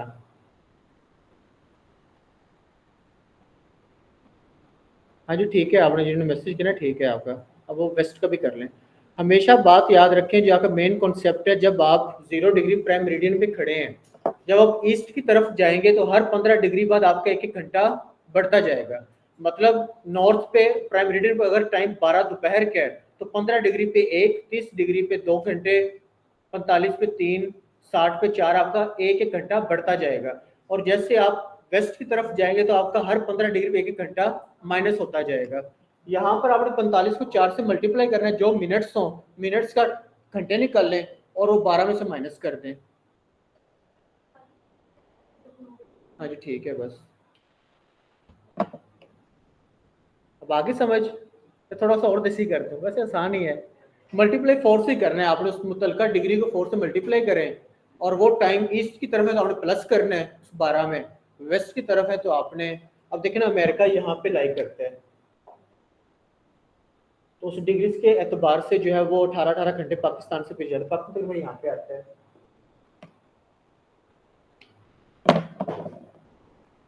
खैर समझ आ गई। लैटिट्यूड्स का क्या काम है? हमेशा डिस्टेंस को मेजर करना, और लॉन्गिट्यूड्स का काम है हमेशा टाइम को मेजर करना। तो पूछ ले कि 1 degree longitude is equal to how many kilometre, तो आप कहेंगे 111.3 किलोमीटर। तो जब आप इसको मल्टीप्लाई करेंगे ना 360 से, तो आपका आंसर आ जाएगा 40,072 किलोमीटर, सर्कमफ्रेंस ऑफ अर्थ। तो सर्कमफ्रेंस ऑफ अर्थ ऐसे निकलते हैं। 1 डिग्री लॉन्गिट्यूड का क्या डिस्टेंस है? 111.3 किलोमीटर। तो जब आप उसको 360 से मल्टीप्लाई करेंगे तो आपका सर्कमफ्रेंस अर्थ का आ जाएगा। क्योंकि अर्थ एक्सपेंड कर रही है, बढ़ रही है, गर्मी की वजह से फैल रही है, तो लेटेस्ट कहता है 40,075। तो माइनर सा डिफरेंस आता रहता है। हाँ, 0.3 का फर्क है।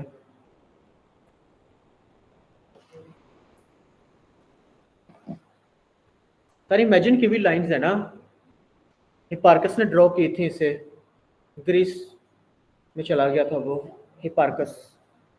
वैसे तो तुर्किया में पैदा हुआ था, लेकिन उसका ग्रीस में मूव कर गया था। फादर ऑफ ट्रिग्नोमेट्री भी कहते हैं हिपार्कस को।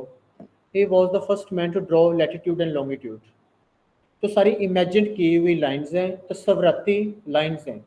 लैटिट्यूड्स का मकसद है डिस्टेंस को मेजर करना, और लॉन्गिट्यूड का मकसद है टाइम को करना। और प्राइम मेरिडियन लाइन, क्योंकि वो बादशाह थे, ब्रिटेन था, तो उन्होंने कहा कि हमारा टाइम ये है, अपना टाइम अपने अपने लॉन्गिट्यूड के हिसाब से सेट कर लें। 15 डिग्री पे 1-1 घंटा बढ़ना है ईस्ट की तरफ, और 15 डिग्री पे 1 घंटा माइनस होना है वेस्ट की तरफ। फिर सारों ने अपना टाइम उस हिसाब से मैनेज कर लिया, जिससे हम कहते हैं जीएमटी, ग्रीनविच मीन टाइम, या हम कहते हैं कोऑर्डिनेटेड यूनिवर्सल टाइम। ठीक है जी, उम्मीद है कि समझ आ गई होगी। ऑनलाइन वालों को मसला मसाइल, बस इस फॉर्मूला को याद रखिएगा, ये हमेशा आपके काम आएगा। ये वाला सम ऑफ एंगल टाइम इतना, ये वो, इससे आप आराम से मल्टीप्लाई कर लेंगे, बस इसको ना भूलिएगा।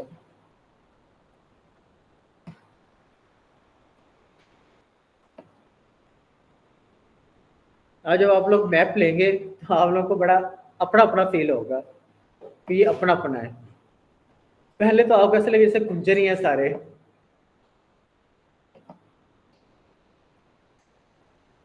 बता दूं जी, ये आपको पता है इलेक्ट्रॉनिक मीडिया एक्ट 2014 के मुताबिक किसी की फोटो बनाना, वीडियो बनाना, आपके अच्छी वाली सजा भी है, और जो है ना वो जुर्माना भी है। वैसे बता रहा हूँ, बींगा लॉ, डोंट वरी पढ़ाई।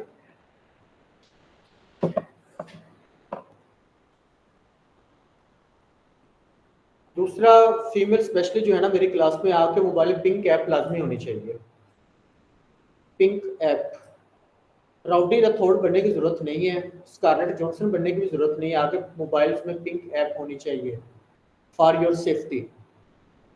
Prime CM chief minister Maryam Nawaz ने लॉन्च किया, और शायद बड़ा काफ़ी टाइम हो गया है। आपको कोई भी इमरजेंसी होती है तो आप इस ऐप को ओपन करके आप सिर्फ वीडियो कॉल भी आपको ले सकते हैं फ़ौरन ही। आपने सिर्फ उस बटन को टिक करना है। अगर आप इमरजेंसी में कॉल नहीं कर सकते तो आपको लोकेशन ट्रेस करके आगे बस पुलिस का डाला आ जाएगा। मतलब बात सही कह रहा हूँ मैं सर? तो फीमेल के पास पिंक ऐप लाजमी होनी चाहिए, प्ले स्टोर से डाउनलोड होगी। अल्लाह ना करे कल को मुसीबत पड़ जाती है, आपके पास इतना टाइम ना हो कि कॉल कर सके इमरजेंसी, तो आपने सिर्फ वो बटन को टिक करना है बस।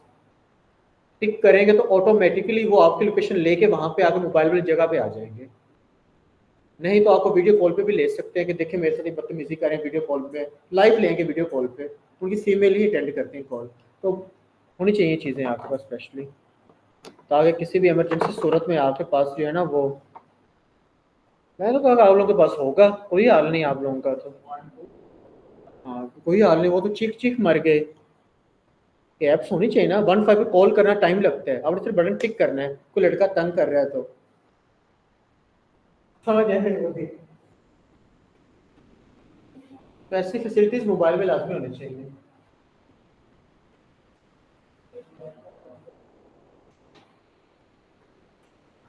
मेरे अब्बा कहते हैं कि मुसीबत कभी बताते नहीं आते, मुसीबत के लिए मेंटली तौर पर हमेशा तैयार रहना चाहिए।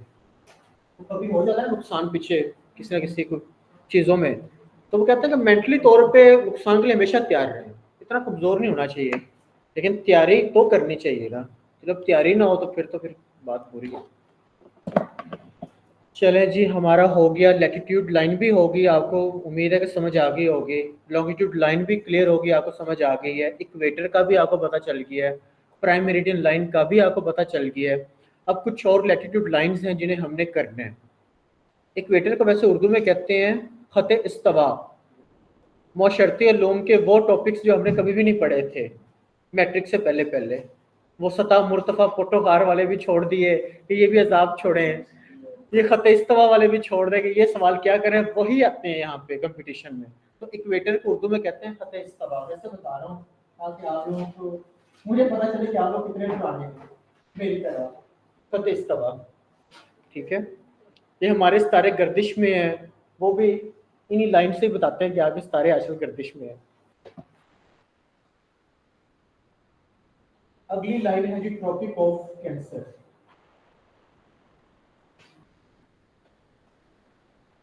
फतेह सरतान कहते हैं उसको, Tropic of Cancer. World map जिन लोगों के पास नहीं है वो वर्ल्ड टाइम्स वालों का वर्ल्ड मैप लें और इंग्लिश में लेना है, उर्दू में नहीं लेना, ठीक है। उर्दू में जो है बहर ओकियानूस है, इंग्लिश में अटलांटिक है, तो बड़ा मुश्किल हो जाएगा आपके लिए। उर्दू में बहरुल काहिल है, इंग्लिश में पैसिफिक है, तो इंग्लिश में वर्ल्ड मैप लेना है और वर्ल्ड टाइम्स का लेना है, क्योंकि वर्ल्ड टाइम्स से ज़्यादा प्रोमिनेंट है, कलरफुल है ज़्यादा। 180 रुपये का आएगा। जब मैंने लिया था, जिस टाइम मैंने पढ़ाई स्टार्ट की थी, तब वो आईडी कार्ड लिख के वर्ल्ड मैप देते थे, क्योंकि धमाका मुक्का कर देंगे। और ये हकीकत बात है, बरकत मार्केट की बात करूँ, जब मैंने लिया था जिस टाइम में, तब मैंने आईडी कार्ड दे के वर्ल्ड मैप लिया था कि मुझे दे दें, मैंने पढ़ना है। अब आप लोगों को तो फ्री मिलेगा, जितने मर्जी मंगवा लें। Tropic of Cancer is a latitude line. Tropic of Cancer is a latitude line on 23.5 degree on 23.5 degree in north hemisphere। Tropic of Cancer एक ऐसी लैटिट्यूड लाइन है जो 23.5 डिग्री पे है। कहाँ है? नॉर्थ हेमिस्फेयर में। मतलब इसका क्या मतलब होगा, आप सबसे पहले ड्रॉ करेंगे इक्वेटर, फिर आपको पता है नॉर्थ हेमिस्फीयर ऊपर है तो नीचे वाला तो खाते ही खाता। ये इसलिए डायरेक्शंस दी गई हैं कि सपोज एक बंदा खड़ा है नॉर्थ पे, तो आपने उसको ढूंढना है, वो कहता है नॉर्थ पे आ जाए, तो आपको साउथ जाने नहीं पड़ेगा, मतलब आपके आधी दुनिया का सफर बचा। क्लियर है? तो मैंने कहा कितने डिग्रीज पे है, 23.5 डिग्री नॉर्थ हेमिस्फीयर। तो पहले हम आएंगे इस लाइन के ऊपर, जब आप मैप पे देखेंगे आपको नजर आएगा 15 डिग्री, फिर नजर आएगा 30। तो इस तरह से लाइन आपको ट्रॉपिक नजर आएगी, वहां पर 23.5 डिग्री आप मेंशन करेंगे और लिख देंगे ट्रॉपिक ऑफ कैंसर लाइन।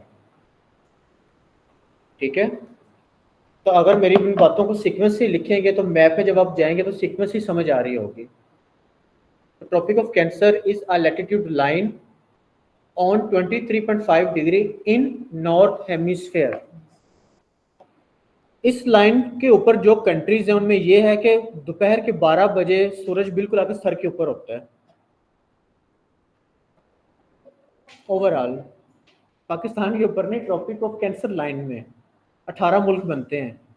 इन मुल्कों में दोपहर 12 बजे सूरज बिल्कुल टॉप पे होते हैं। वैसे कभी पूछा नहीं हमसे क्यों आज तक ये वाला, लेकिन फिर भी लिख लें कि ट्रॉपिक ऑफ कैंसर लाइन पे जितनी भी कंट्रीज है ना, उनमें एट नोन 12 बजे सूरज बिल्कुल आपके सर के ऊपर, on the top of your head, sun lies at the top of your head on exact 12 known.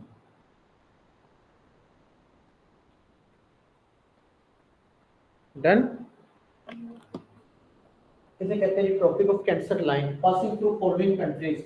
अब कंट्रीज को याद करने के लिए हमने पढ़ाया है जी फॉर्मूला, स्टॉमिक,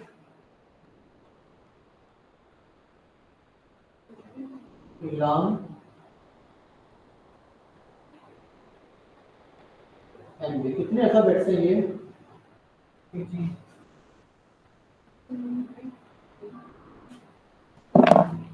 17 है यार।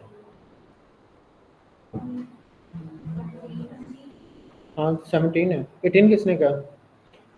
मेरे पास जो है ना वो मेरे भाई बहन आते हैं, ठीक है, बड़े फनकार होते हैं, वो कहते हैं सर मुल्क क्या याद करना, बस अल्फाबेट याद कर लिए तो काफ़ी है।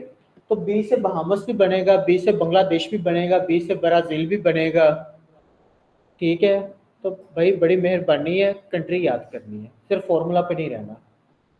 तो पहले आप ये ऐसे ही लिख लें, बस टॉमिक, इलाम, MNW और MB लिख लें। मेरी क्लास में आप लोगों को थोड़ा पढ़ना भी पड़ेगा और ढेर सारा लिखना भी पड़ेगा, आदत बना लें। फिर एट द एंड जब लेक्चर खत्म हो जाएंगे ना, जब आपके नोट्स खुद इतने इतने हो जाएंगे, फिर हम मेरे से नोट्स मांगेंगे ही नहीं। बांग्लादेश, यूएई, पहले सुन लें, याद कैसे करना है। Bangladesh, UAE, Saudi Arabia, Taiwan, Oman, Myanmar, India and China, ये सारे कंट्रीज ऊपर आप लिखेंगे एशिया, और फिर आगे कंट्रीज लिखेंगे। तो पहले लिखें Bangladesh, Bangladesh, UAE, United Arab Emirates, UAE, Bangladesh, पहला बांग्लादेश, दूसरा UAE, Saudi Arabia, Taiwan, TAIWAN, Taiwan, Oman,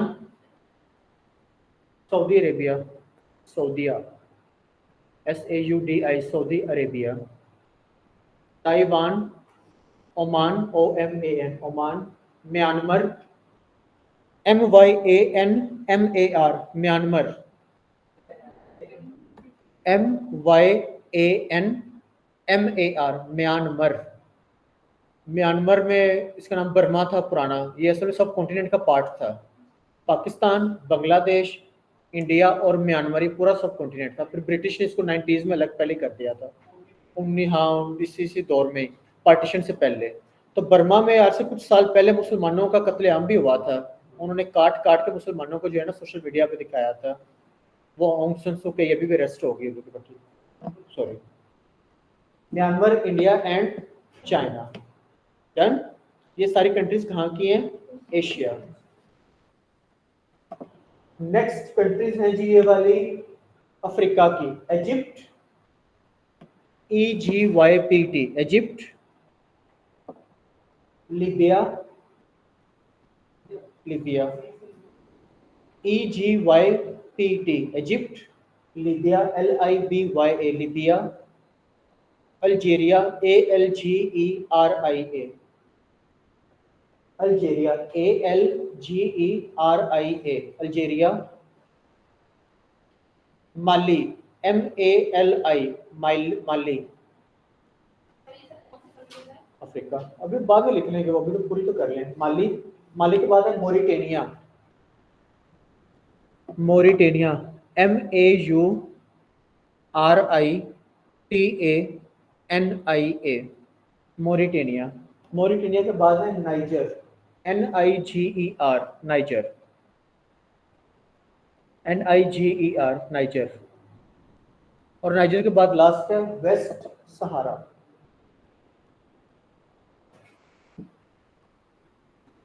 waste सहारा, नाइजर लिख दिया, NIGER, नाइजर। नाइजर के बाद है वेस्ट सहारा। असल में जब आप गूगल पे जाते हैं ना, तो कुछ जगहों पे लिखा हुआ है वेस्ट सहारा, कुछ जगहों पे लिखा हुआ है मोरक्को। वेस्ट सहारा जो है वो मोरक्को में से ही निकला है 1972 के करीब, लेकिन वेस्ट सहारा के 80% एरिया पे अभी भी किसका कब्जा है? मोरक्को का ही कब्जा है, ठीक है। और उनको वो अपनी सदर्न टेरिटरी कहते हैं। तो अगर लिखा हो वेस्ट सहारा या लिखा हो मोरक्को, तो बात एक ही है, चलती है, तो इसमें परेशान नहीं होना, ठीक है। ये सारी countries Egypt, Libya, Algeria, Mali, Mauritania, Niger and West Sahara. ये आपको गूगल पे होता है, कहते हैं मोरक्को, तो परेशान नहीं होना। जैसे अलास्का लिखा होता है, ये लिखा होता है यूएसए, तो बात एक ही है, ठीक है। अलास्का जो है वो पहले जगह थी रशिया की, लेकिन रशिया ने उसको बेच दिया अमेरिका को, तो अब अमेरिका में वो आती है। तो ये सारी कंट्रीज कहाँ की हैं? Continent Africa. Last, M stand for the Bahamas, sorry ये आएगा Mexico, M stand for Mexico, MEXICO Mexico. Last है the Bahamas, the Bahamas, BAHAMAS Bahamas, North America continent. Mexico, America, Canada इकट्ठे हैं नॉर्थ अमेरिका में। Full name है इसका, map में लिखेंगे द बहामस होगा, तो बहामस भी कर लें तो नाम चलेगा।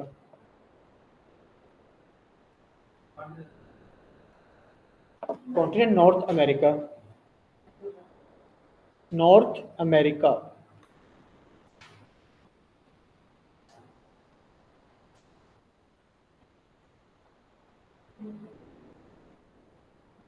हाँ जी डन। वापिस आ जाए प्राइम मेरिडियन लाइन में, कुछ याद आ गया तो मेरी क्लास में हमेशा हमने 10-10 पे लाइन से छोड़नी क्योंकि याद तो आने ही आना है कुछ ना कुछ तो। और prime meridian line passing through following water bodies. Heading, prime meridian line passing through following water bodies.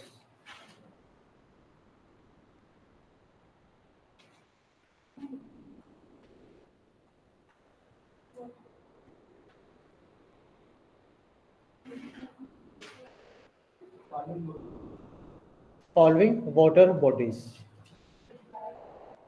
Prime meridian line passing through following water bodies. कोई नहीं, 2-4 दिन बाद आप मेरी स्पीड के साथ तेज हो जाएंगे। Arctic ocean, Arctic, ARCTIC, Arctic ocean. Atlantic ocean, Atlantic, ATLANTIC, Atlantic ocean. और तीसरा सदर्न ओशन, सदर्न, साउथ लिख के ERN डाल दे तो बन जाएगा सदर्न ओशन। ठीक है। ग्रीनलैंड सी, ग्रीनलैंड सी, नॉर्थ सी,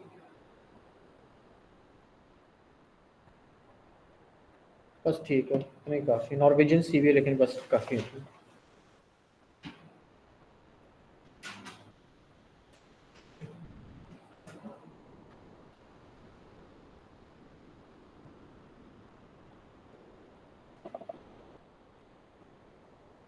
रिवाइज कर लेंगे इसे।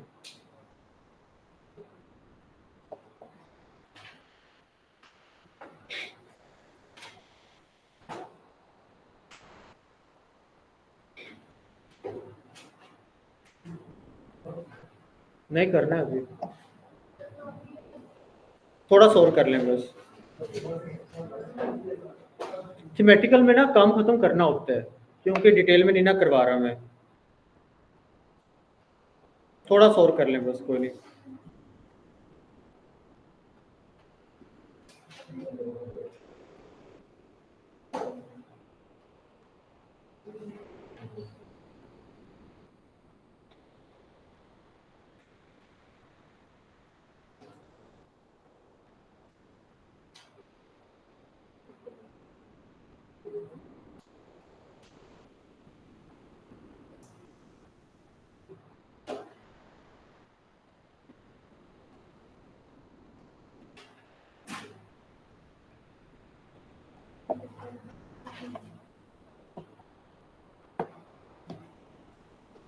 इसमें मेडिटेरेनियन सी भी लिख लें, वो इम्पोर्टेंट है। Prime meridian line passing through following water bodies में मेडिटेरेनियन सी लिख लें। इसके स्पेलिंग है MEDITERRANEAN, मेडिटेरेनियन सी, MEDITERRANEAN, मेडिटेरेनियन सी। और लास्ट में English channel, English channel. Channel एक ऐसा ब्रॉड इनलेट ऑफ वाटर है जो दो वाटर बॉडीज को मिलाता है और दो लैंड्स को अलग करता है। तो इंग्लिश चैनल जो है वो सेपरेट करता है लंदन को फ्रांस से। सवाल आता है पेपर में, ये तो बाद में करेंगे, अभी ना लिखें, अभी सिर्फ इंग्लिश चैनल ही लिख लें बस। ज्योग्राफिकल टर्म्स हम किसी और क्लास में करेंगे। ये channel, strait, island, isthmus, peninsula क्या हिसाब है? ठीक है, डन। आगे लिखेंगे ट्रॉपिक ऑफ कैप्रिकॉर्न लाइन।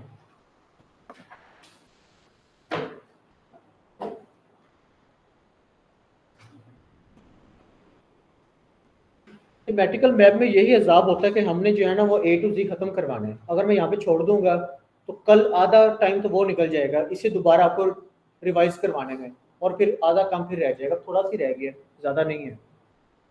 तो थीमेटिकल मैप में यही होता है कि हमें एक टॉपिक लेकर उसको खत्म करवाना है, वही हमारा थीमेटिकल है।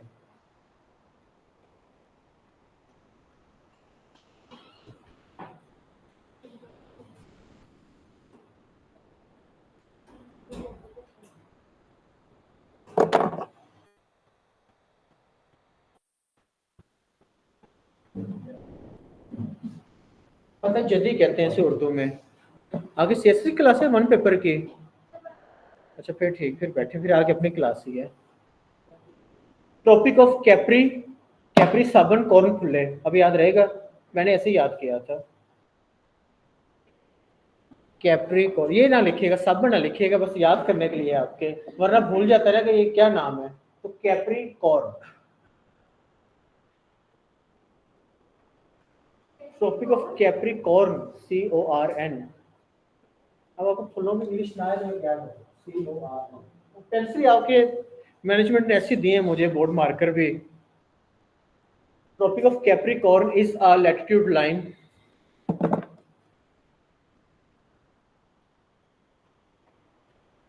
Tropic of Capricorn is a latitude line. तो लैटिट्यूड लाइन क्या होगी? डायरेक्शन नॉर्थ टू वेस्ट ही होगी, है ना? तो वेस्ट भाई यहाँ क्या मिला रहे हो? नॉर्थ टू वेस्ट कौन सी डायरेक्शन है? पहले मेरी बात ध्यान से सुनने की, मैं कह क्या रहा हूँ। इसकी डायरेक्शन हमेशा होगी वेस्ट टू ईस्ट, क्योंकि लैटिट्यूड लाइन है। ऑन 23.5 डिग्री, कितने डिग्रीज पे है ये? 23.5 डिग्री इन साउथ हेमिस्फेयर। तो आपके कहाँ पर मिलेगी?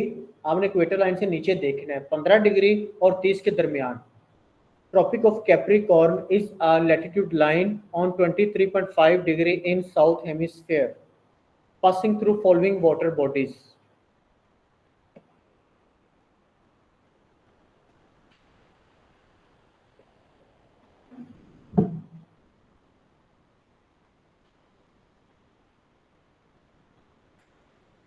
डन। इससे पहले आ जाए ट्रॉपिक ऑफ कैंसर लाइन पे।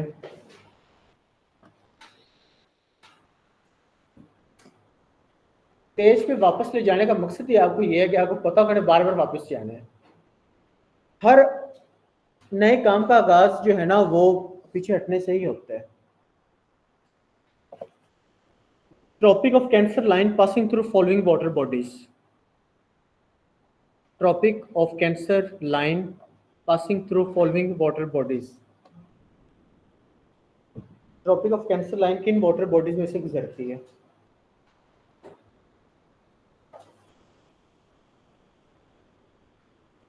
देसी जुगाड़ ये है कि जो पहले 3 बड़े ओशन है ना, पैसिफिक, अटलांटिक और इंडियन, ये तो आने ही आने हैं हर लैटिट्यूड लाइन में, तो लिख लें, मतलब इनमें तो आने ही आने हैं। Pacific Ocean, Atlantic Ocean and Indian ocean.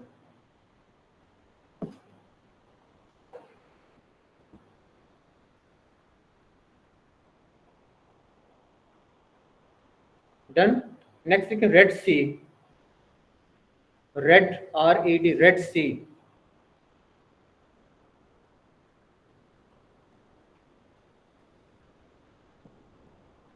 Taiwan straight.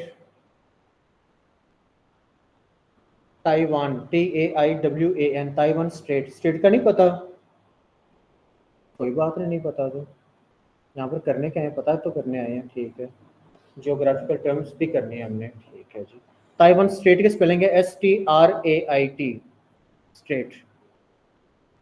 Gulf of California, gulf, GULF, gulf. पर हम जियोग्राफिकल टर्म से ही स्टार्ट करेंगे। Gulf of California.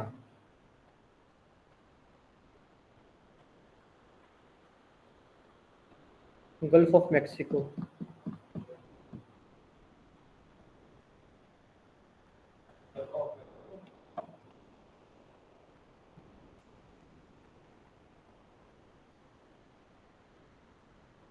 आ जाइए टॉपिक ऑफ कैप्रिकॉर्न पे वापस।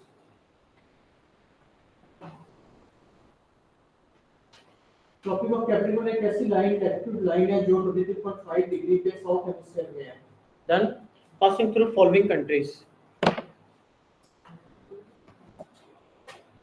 Passing through following countries. तो पहले आप लिखेंगे फॉर्मूला AUS M, ये आपने जो है ना वो कैपिटल में नहीं लिखना, कैपिटल में सिर्फ A लिखना है, AUS मतलब Australia, MMNBS ABCP।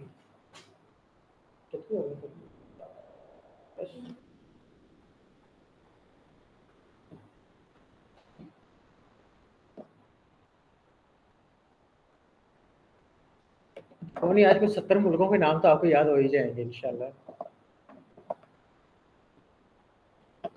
AUS stands for Australia, continent Australia, Oceania का भी ना लिखें, ओशिनिया का भी समझाना पड़ेगा। ऑस्ट्रेलिया पूरा नाम लिख लें।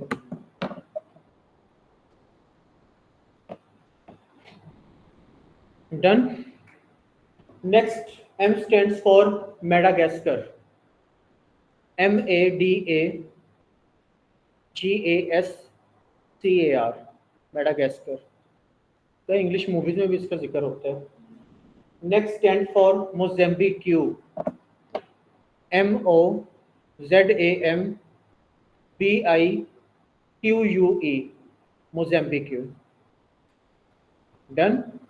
N stands for Namibia, NAMIBIA, Namibia. B stands for Botswana, BOTSWANA,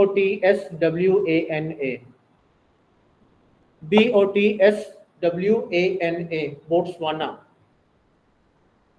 S stands for South Africa, South Africa. ये सारी कंट्रीज अफ्रीका की हैं, continent Africa.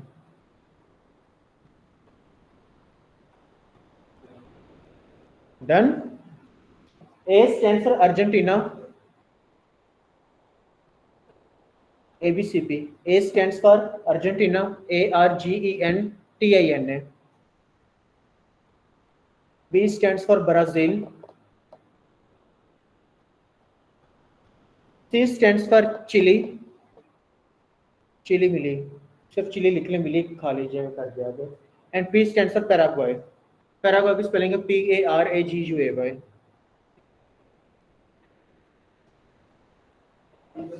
Paraguay, PARAGUAY, Paraguay. ये ABCD कंट्रीज है साउथ अमेरिका कॉन्टिनेंट की।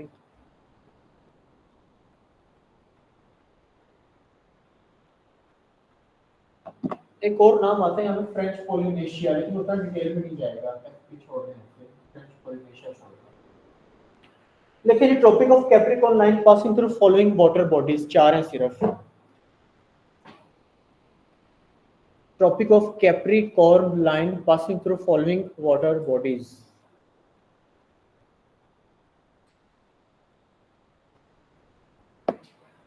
पैसिफिक, अटलांटिक, इंडियन वैसे ही आएगा, Pacific Ocean, Atlantic Ocean and Indian Ocean वैसे ही आएगा। और चौथा होगा कोरल सी,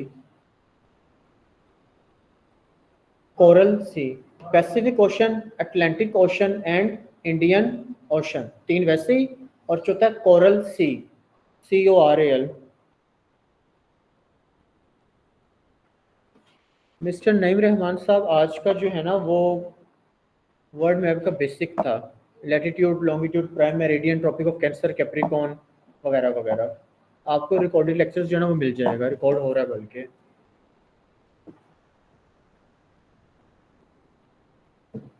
सवाल था Pakistan is nearest to which latitude line, क्या हो गया?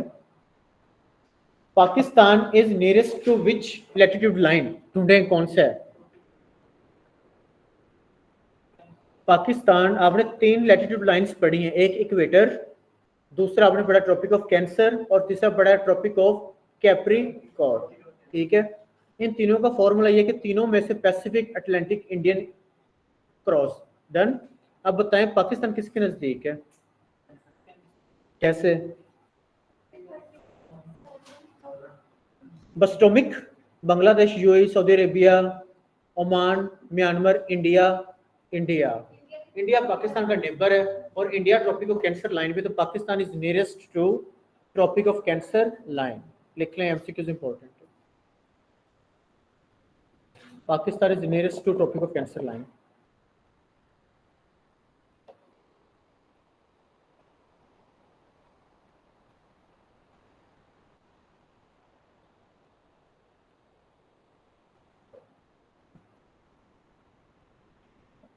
आर्कटिक सर्कल, ठंडे सांस निकल रहे हैं। सिर्फ 8 कंट्रीज है, बस खत्म हो जाएगा बस।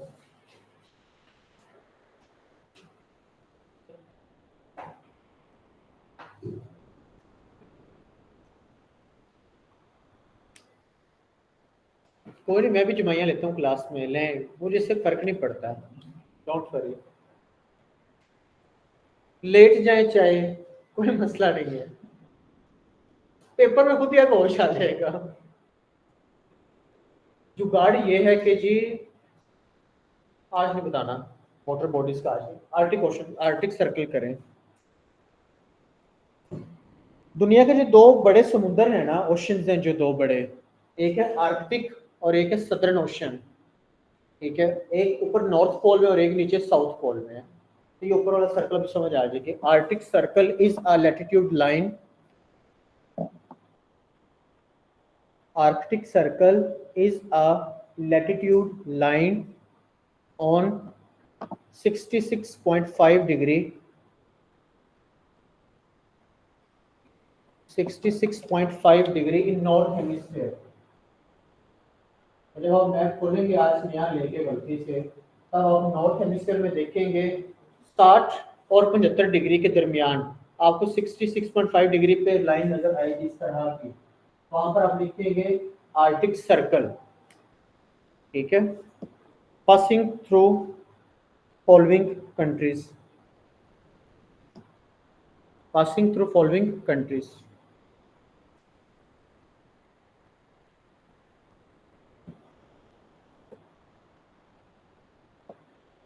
रशिया, जिसे हम रशिया कहते हैं, पहले तो Russia, RESSIA Russia. Alaska, Alaska पहले जो है वो, जैसे पाकिस्तान ने गवादर खरीदा है ओमान से 1959 में या 58 में, तो वैसे ही अलास्का जो है वो 1867 में परचेज किया था अमेरिका ने रशिया से। तो अब अलास्का किसकी जगह है? अमेरिका की। तो अलास्का हो या USA लिखा हो तो परेशान नहीं होना। ठीक है, तो पहले नंबर पे रशिया, दूसरे नंबर पे अलास्का, तीसरे नंबर पे कनाडा। 3 कंट्रीज हो गई। चौथी Norway, Norway, Sweden, Finland, Greenland और आइसलैंड। वो कंट्री जिनके एंड पे लैंड है ना, मैक्सिमम में इच्छाधारी नाग नागिन नहीं है, ये याद रखिएगा। Greenland, Iceland. सवाल आता है कि स्नेक फ्री कंट्रीज कौन सी हैं, तो कुछ कंट्रीज ऐसी जिनके एंड पे लैंड आता है, वहां पे इच्छाधारी नाग नागिन नहीं है, ना ड्रामे बनते हैं वहां पर इच्छाधारी नाग नागिन के, और एक्चुअल में सांप है वहां पे, याद रखिएगा। 8 कंट्रीज पूरी। रशिया, रशिया जो है वो एक ट्रांस कॉन्टिनेंट कंट्री है। रशिया एशिया का भी सबसे बड़ा एरिया के हिसाब से मुल्क है और यूरोप का भी सबसे बड़ा मुल्क है। ठीक है, उसके बाद अलास्का, वो है USA। ठीक है, उसके बाद हमने किया कनाडा, वो भी आएगा north America continent. Done. Norway, Sweden और फिनलैंड जो है वो यूरोपियंस हैं। आइसलैंड भी यूरोप में ही आएगा और ग्रीनलैंड जो है वो नॉर्थ में पड़ता है। लोकेशन ना लिखें, बस नाम 8 नाम लिख लें। डन। लास्ट है जी एंटार्क्टिक सर्कल, बस फिर खत्म, और वो सिर्फ एंटार्क्टिका में ही है। एंटार्क्टिक सर्कल लिख लें, तसल्ली दे लें जी दिल को। Antarctic circle,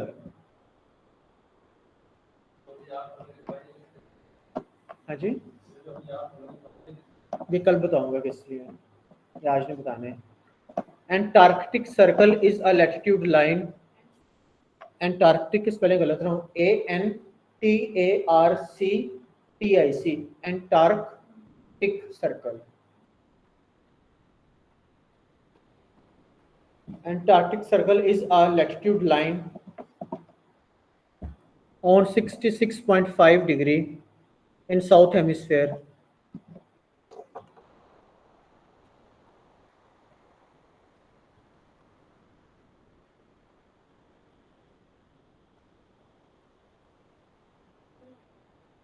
Passing only through Antarctica. Passing only through Antarctica. Antarctic circle एक ऐसी लाइन है जो 66.5 डिग्री साउथ हेमिस्फीयर में कहाँ से गुजरती है? सिर्फ और सिर्फ अंटार्कटिका में से गुजरती है। खत्म, वाले 2 सवाल खत्म। ये करने हैं ये बताऊंगा तो लिखूंगा ना, आप लोग थक गए फिर मैं क्या बताऊं। हो सकता है कि सारा पेपर में ना आए, ये आ जाए जो आप लोग नहीं कर रहे, तो फिर ये भी करना है। 2 मिनट का सवाल है। देखिए थीमेटिकल में हिम्मत करनी पड़ती है। लास्ट क्लास वो डेजर्ट्स वाली किसने ली थी मेरी, जिसमें मैं पकौड़ा बन गया था?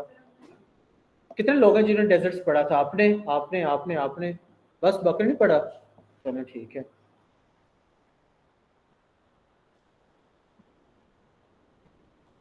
Horse latitude line simple concept ये है कि नॉर्थ हेमिस्फीयर में और साउथ हेमिस्फीयर में 30 से लेके 35 डिग्री तक जो लैटिट्यूड लाइंस हैं उनको कहते हैं हॉर्स लैटिट्यूड लाइंस। उनमें जो है एटमॉस्फेरिक प्रेशर ज़्यादा होता है, जो विंड्स जिनसे हम वाइंड कहते हैं हवा, वो बड़ी कम होती है। और यहाँ पर जो प्रिसिपिटेशन कहते हैं बारिश को, वो आपसे रेन का लफ्ज़ इस्तेमाल नहीं करेगा, प्रिसिपिटेशन लफ्ज़ इस्तेमाल करेगा, वो कम होती है। तो लिख लें जी, हॉर्स लैटिट्यूड लाइंस कौन सी हैं? 30 to 35 degree latitude lines in both north hemisphere and south hemisphere.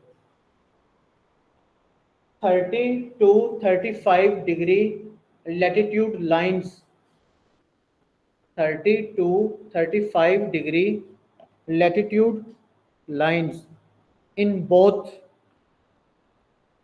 north hemisphere and south hemisphere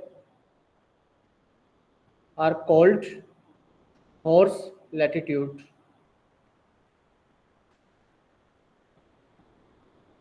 यहाँ पर जो कंट्रीज होंगे फेसिस हाई एटमॉस्फेरिक प्रेशर, या लिख लें this area faces high atmospheric pressure, high atmospheric pressure, काम विंड्स, इसे wind कहते हैं, CLM, काम विंड्स,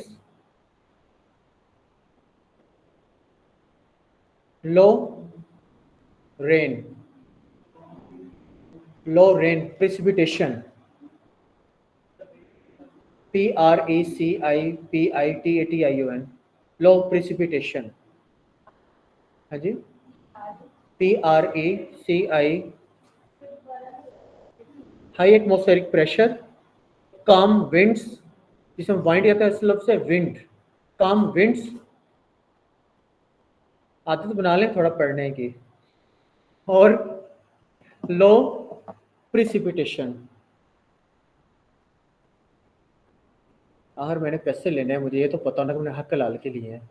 आप लोगों ने पैसे दिए हैं अपने पेरेंट्स के खुद कमा के, तो आप लोगों को पता हो कि हमने हक के, कितना औखा काम है पैसे कमाना, ड्यूटी तबाही है ना फिर। तो फिर जो है ना ख्याल क्या करें।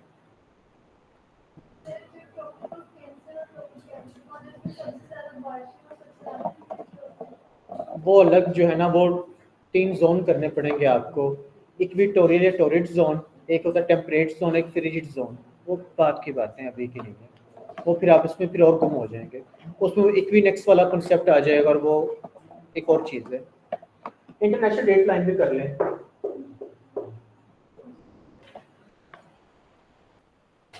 बहुत अच्छे बच्चे हैं आप, नोट्स मेरे पास नहीं होते, टू बी वेरी ऑनेस्ट। मैं समझता हूँ कि नोट्स एक बंदे को बाउंड कर देते हैं कि बस एज इट इज़। कहाँ से? कोमा काम विंड्स के, हवाएं जो है ना बड़ी काम होंगी वहाँ पे, CLM काम विंड्स, जिसे वाइंड कहते हैं हवा, एंड लो प्रिसिपिटेशन, प्रिसिपिटेशन कहते हैं रेन को, बारिश को, लो रेन करते हैं। नोट्स हमारे पास होते हैं, लेकिन स्टूडेंट्स को मैं कहता हूँ कि उसको अपग्रेड करें, मैक्सिमम करें अपग्रेड, ठीक है। नोट्स के बगैर पढ़ाने का ये मज़ा आता है कि चलो बंदा खुद भी पढ़ के आता है। तो नोट्स आप लोगों को मिलेंगे, लेकिन आपको इतनी ज़रूरत पड़ेगी नहीं, आपकी 5 दिन में रजिस्टर आधे आधे हो जाएंगे इंशाल्लाह।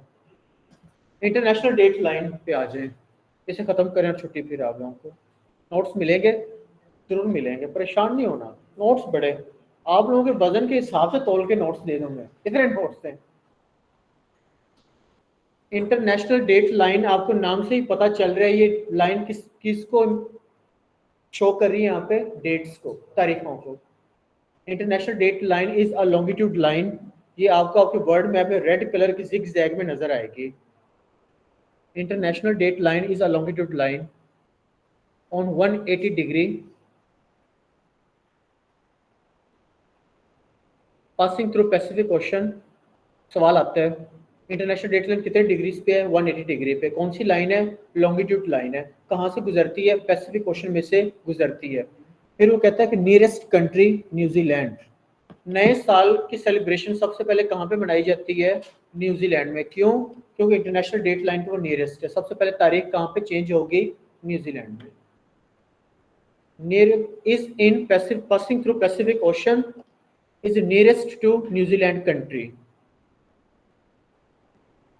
यही वजह कि न्यूजीलैंड में फर्स्ट ईयर सेलिब्रेशन सबसे पहले कहाँ पे सेलिब्रेट की जाती हैं, न्यूजीलैंड में। वो भी मेंशन कर ले, बस खत्म, सवाल खत्म और रौला भी खत्म। ऑनलाइन वाले कोई बहन भाई, सर तो मैंने आलू को बड़ा खाया, लेकिन मसला मसाइल बताएं कोई इसमें हो तो।